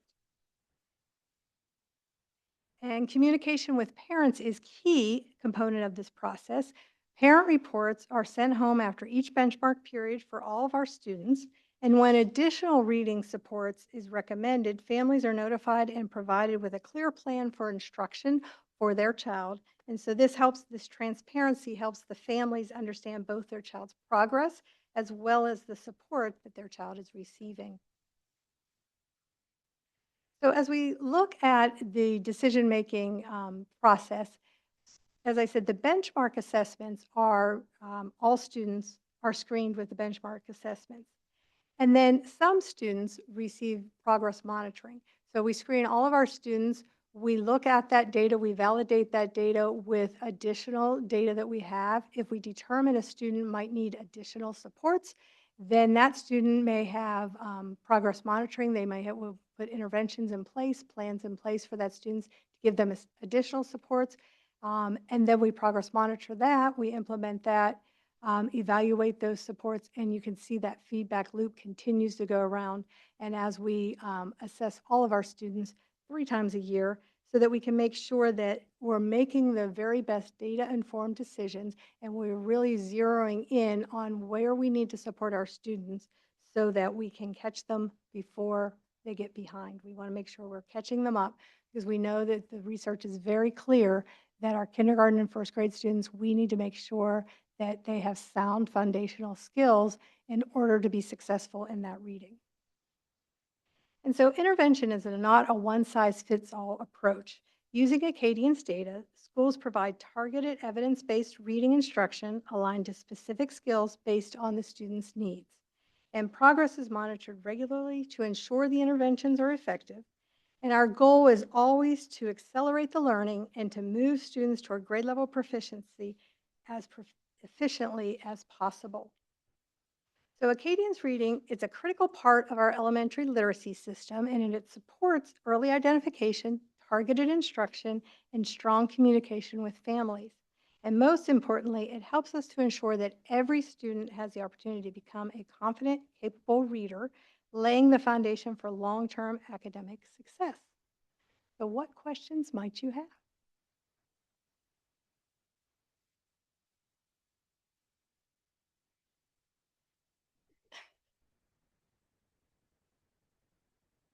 I'll ask a question after that nice presentation.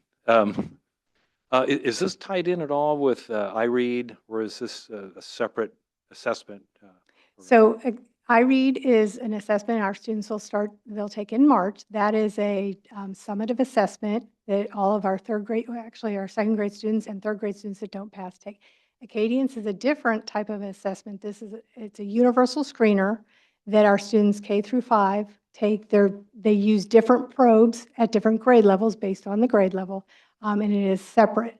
But the Acadian's data helps us to determine what students might be at risk for not passing iRead, and then what interventions they might need in order to make sure we get them across the finish line to take iRead. But they are 2 different assessments. Okay, because I know we're offering iRead earlier now to kind of identify the same thing, but this is a more detailed analysis of a particular student's abilities and areas of where they need to be addressed. So Acadian's is looking at the foundational pieces. It's looking at reading in kindergarten and first grade. They're looking at the phonemic awareness, which are, can they hear the sounds, and can they manipulate those sounds? And then also their phonics skills, how can they take those sounds or those phonemes and match them to the letters or the graphemes? We're putting them together in the written words. That is all, those are very short probes. iRead is a summative assessment looking at both their foundational skills as well as their comprehension skills, but it's a one-time static assessment that students are required to take and pass by third grade, or they get retained in third grade. So our students for iRead, they take it in second grade, and all students across the state take it in second grade. Most of our students did pass in second grade. We had over 80% of our students pass iRead in second grade, and so the ones that did not pass, they continue to get interventions as well, and they'll take it again in third grade. Yeah, I like the idea that it spans that whole elementary spectrum. It goes back to kindergarten too, doesn't it? Did I see that right? Yes, the Acadian starts in kindergarten, and it goes all the way through fifth grade. Now, the probes are different in kindergarten as they are in fifth grade. For example, in this one slide, in kindergarten, they start with first sound fluency. So do they know their beginning sounds? They're looking at the letter naming fluency. Can they actually name the letters in the alphabet? And then they start in the middle of kindergarten, they start assessing their phoneme segmentation. Can they break the sounds of the words apart? In fifth grade, the assessments are oral reading fluency, which assesses their fluency in reading as well as their comprehension. And also there's a maze assessment that fifth grade takes that starts in third grade as well, where the students, it's a close where they're reading a passage with words missing, and then they add those words in, but that also assesses their comprehension pieces. But these are short 1 minute to 3 minute assessments. Most of them are given individually. The maze the students take on the computer. The rest of them, they're given one-on-one with the student, where the student is reading a passage, the teacher is listening to them read. Nice. Yeah, I like the idea that it goes beyond the iRead. The iRead seems like now it's more of a hurdle point, milestone, but this I would think would help improve our iRead scores in second and third graders, because we'd catch them earlier where they have some deficiencies and have a Right. plan, and so that's good. Yeah. Thank you. Ms. Koke. I just wanted to say, as a parent of a third grader, I really like getting these. It's nice, just for, oh, well, we have another parent of a third grader now. We get them in our email, or we can log in with our students' ID and see where they are, see if we need, it really gives a lot of good information, like the slide you had with the red and the green and the yellow. That's exactly what we get. And so I kind of like that I've gotten those a couple times, just to see, where my child is, and if there's kids, their parents can have that information as to what they need to be working on as well. Ms. Wheeler or Ms. Cashin? You don't have to. I was just going to say, I really enjoyed getting mine this year because the metrics are very easy to understand, but I also think it's going to alleviate a lot of anxiety of parents with kindergartners, first graders, and second graders as they see that progress, because I know there was a lot of worry with the new legislation with iRead being more of a hurdle, as Mr. Brown said. A lot of people were very concerned, but now being able to get these 3 checkpoints for the years prior to that, I think will help a lot of parents just understand the process and know where their kid is at. Right. How long have we used Acadians? So we have used, Acadians uses, it's based on the Dibbles framework. We've actually used, Dibbles is the assessments that undergird these, and we used them previous years, and then years ago, we used to use them with a different company called AimsWeb. So the probes have changed, but we've used them for several years. Last year, we used the Dibbles just for our K1 and 2, because the state requires us to screen for dyslexia. We did not use them in all of the buildings K5. This is the first year that we brought back that they're using all of them K5. One other question, it's a little in the weeds, but the plan for instruction for students that are showing signs of struggle, does that come out of Acadian's curriculum, or is that something our staff work on and develop? Great question. So no, that is something that our staff works on. In all of our buildings, we have, obviously fabulous classroom teachers. We also have reading intervention teachers. And so when we look at when a student is not meeting the benchmark, we look at other data. We may also administer other diagnostic assessments to really drill down to see where the issue is. And then we determine a plan of action, and that is done by a team in the building. So that would be including the classroom teacher, our reading intervention teachers, possibly our special education teachers, our principals, assistant principals are involved in that as well. Thank you. I just want to add a thank you to Dr. Dudley for your leadership. I think this was just a wonderful report on student outcomes and what is going on inside the classroom. And as echo Dr. Dudley, what she said, thank you to our teachers. Our elementary teachers do so much for our students and our families. And this is just one example of how focused they are in the classroom, really focusing on data and watching those student outcomes improve, especially in literacy. So I love our teachers. Thank you very much. And Dr. Dudley, thank you for your leadership. Thank you. Thank you again. Our next report is the monthly financial report. Mr. McMichael. Thank you. So I'll begin by noting that relates to one of our strategic goals, budget transparency and stewardship. You can see that it relates to the budget reports that are aligned to strategic goals and referendum transparency, as well as the monthly financial reporting. We want to continue to uphold the strong fiscal responsibility and transparent operations, which will ultimately result in maintaining the public's trust. So with that, I'll begin with a presentation of the education fund, the operating referendum, and the rainy day funds. This is December 31st, so that's one of the 2 times a year that we particularly take a look at, the end of the calendar year, and then even more so, the end of the fiscal year in June 30th. So this year, for these funds in total, we ended with a cash balance of just over $15.8 million. That is, as you can see, that's about $1 million less than last year. They're not totally credible in terms of comparing, but in these funds, because it's primarily salary and benefits, there's not a lot of carryover like there would be with construction or something like that. So it is much more comparable than some of our other funds. And so, and as you heard me earlier in the year about with our budget and so forth, and the impact of some of the legislation and really lack of funding, we did anticipate that we would drop some cash balance here, which is exactly one of the reasons you have it, so that you can maintain operations while you take action to. You can't allow this to just continue, and we won't. But it did go down slightly, a little less than we had projected, but that's not unusual because we're going to be conservative in projections. We don't want to assume we're going to receive money or have money that we're not. So in a finance accounting world, that's if you're estimating, you're going to be very conservative in that process. And so then we go to our operations fund. This fund, as expected, is really in good shape right now in terms of, you can see the cash balance in this fund as compared to last year, and so it's doing very well and where we would have projected.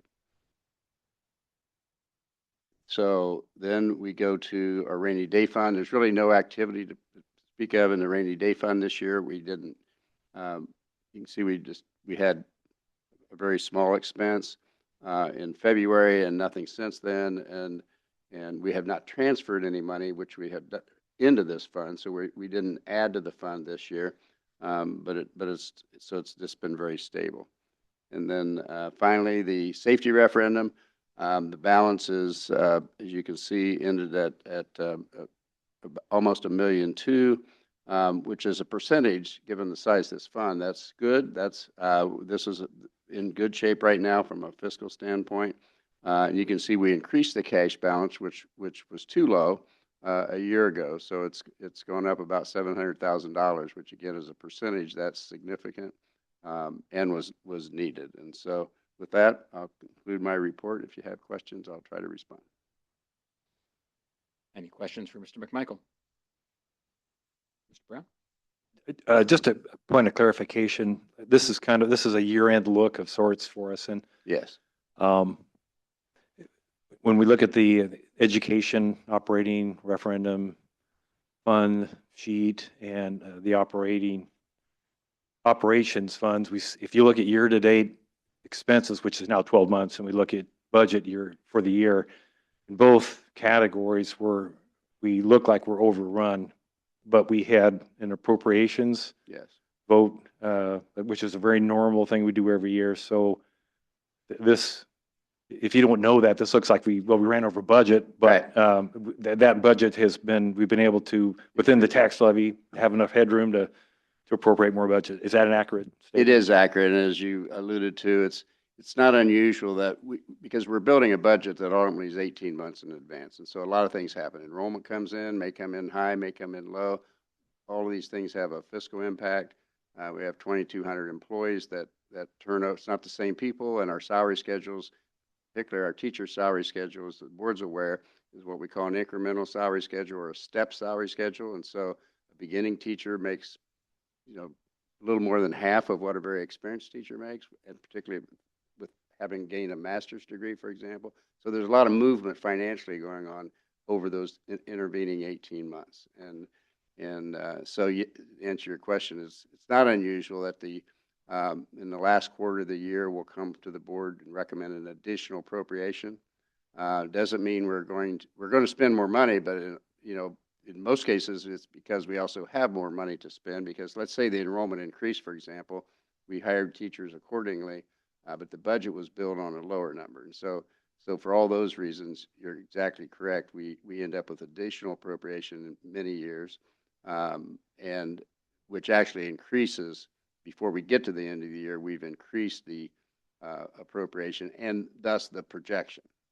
Um, and that's, but when you see this, it's comparing, you know, some numbers that were put together a year and a half ago. And so it can be misleading if you don't have that insight. Yeah, it might be helpful if there is a way you could add that element in there, the Yeah, appropriations, good thought. so you can, because it's basically it's budget. Yeah, it is. Yeah. Okay, thanks. Anything else? Thank you, Mr. McMichael. Thank you. Next report is the legislative update. Mrs. Koke. I will make this brief. As most of you are aware, the legislature is in session for 2026. They started actually in 2025, but they are still in session. I don't really have any really concrete things that are coming through yet, so I didn't want to mention any bills, but I do want to mention that President Shapiro and I will be down at the State House for the ISBA State House Day on February 17th. So we will get to hear from lawmakers and have a chance to speak to lawmakers. And so hopefully we can have a say in some of the things that are going down at the State House. Thank you. Our next and final report of the evening is the superintendent's report. Dr. Ostrike. Well, good evening once again, Board and President Shapiro. I'm going to start off tonight's superintendent's report with two recognitions. And so as we welcomed Mrs. Cashin as one of our new board members, I would also like to recognize former board member Ms. Jennifer Nelson for her incredible service to Carmel Clay Schools over the past 4 years. Jennifer has served our district with a strong commitment to students, staff, and the community, and she has consistently approached her work with professionalism, thoughtful leadership, and a clear focus on what is best for kids. Board service, as you all know, and you will come to find out, requires a great deal of time, preparation, and care, and Jennifer certainly demonstrated all of that and more during her tenure. On behalf of Carmel Clay Schools, Jennifer, I'd like to thank you if you're watching tonight for your dedication, your advocacy, and your steady leadership.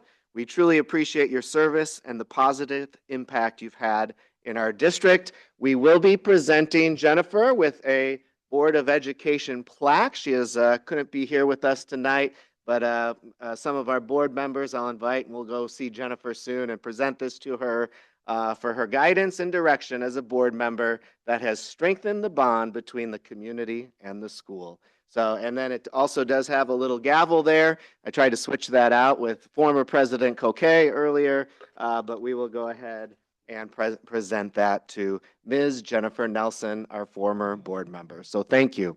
And at this time, Sergeant Troy Smith, could you please come forward? Sergeant Smith is one of our sergeants. It's over our SRO unit, and his leadership has been with the district for many years. And so next, I would like to recognize you, Sergeant Smith, as you retire from the Carmel Police Department and from your current role as sergeant overseeing our school resource officer leadership.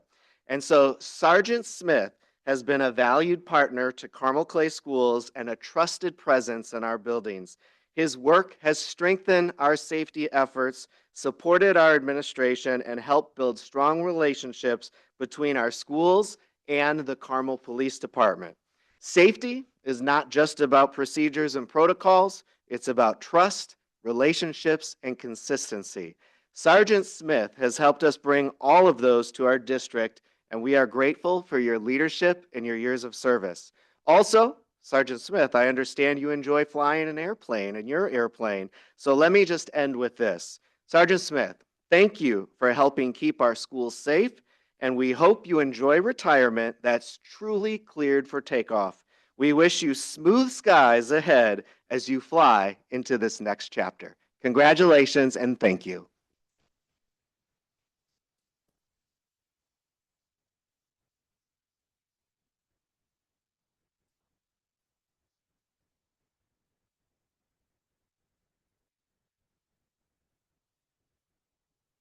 I'm glad he was here tonight because I believe you retire in like a week or two, right?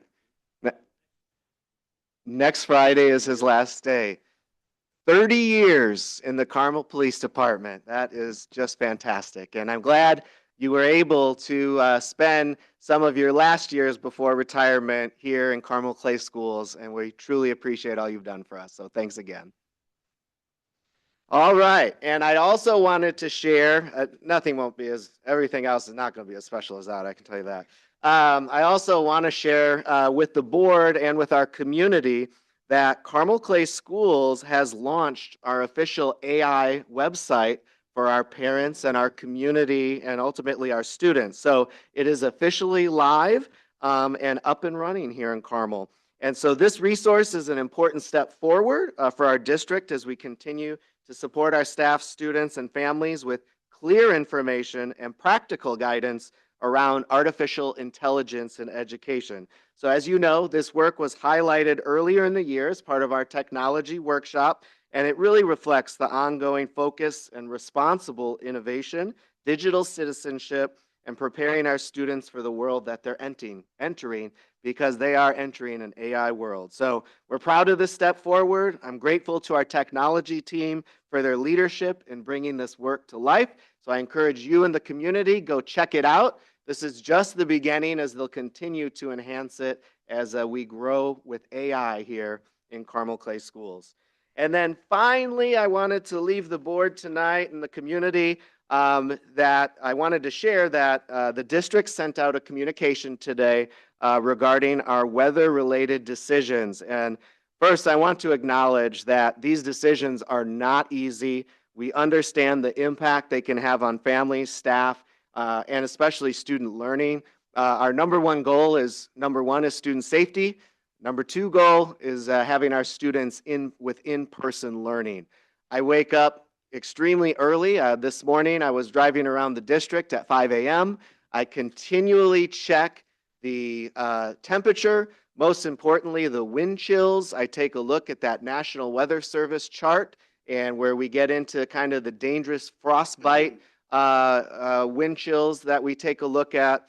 And so a lot of thought, there's a lot of variables. I do check in and collaborate with our surrounding districts to see what they're seeing and what they're thinking. I do want to thank especially our Carmel Clay, or our Carmel, City of Carmel Street Department. They are the best in the country. Our roads look fantastic. We're all ready to go there. Certainly there is a lot of snow and we want to ensure that our bus stops are safe and our kids are going to areas that have been shoveled and are clear, and so our bus drivers will be ready for that in the morning. But we appreciate the partnership from our families as we navigate weather situations together. We'll continue to communicate as clearly as possible when conditions require us to adjust those operations. Right now, we are on time. But I haven't checked the weather in about 2 hours and 12 minutes. So I'll be checking that as soon as this board meeting is over. Thank you to the community. Thank you once again, Sergeant Smith. Thank you to Ms. Jennifer Nelson. And thank you to the school board. That concludes tonight's report. Thank you, Dr. Oestreich. Just a few announcements about upcoming meetings and important dates. Our next school board meeting is on February 11th. That will be our February school board workshop meeting. On February 16th, all schools and offices will be closed in observance of President's Day. Wednesday, February 25th will be our school board regular session meeting. And for those of you who would like to plan ahead, March 11th will be our workshop meeting for the month of March. May I have a motion to adjourn? I move that we adjourn the meeting. Thank you, Mrs. Koke. May I have a second? Thank you, Mr. Brown. Meeting adjourned.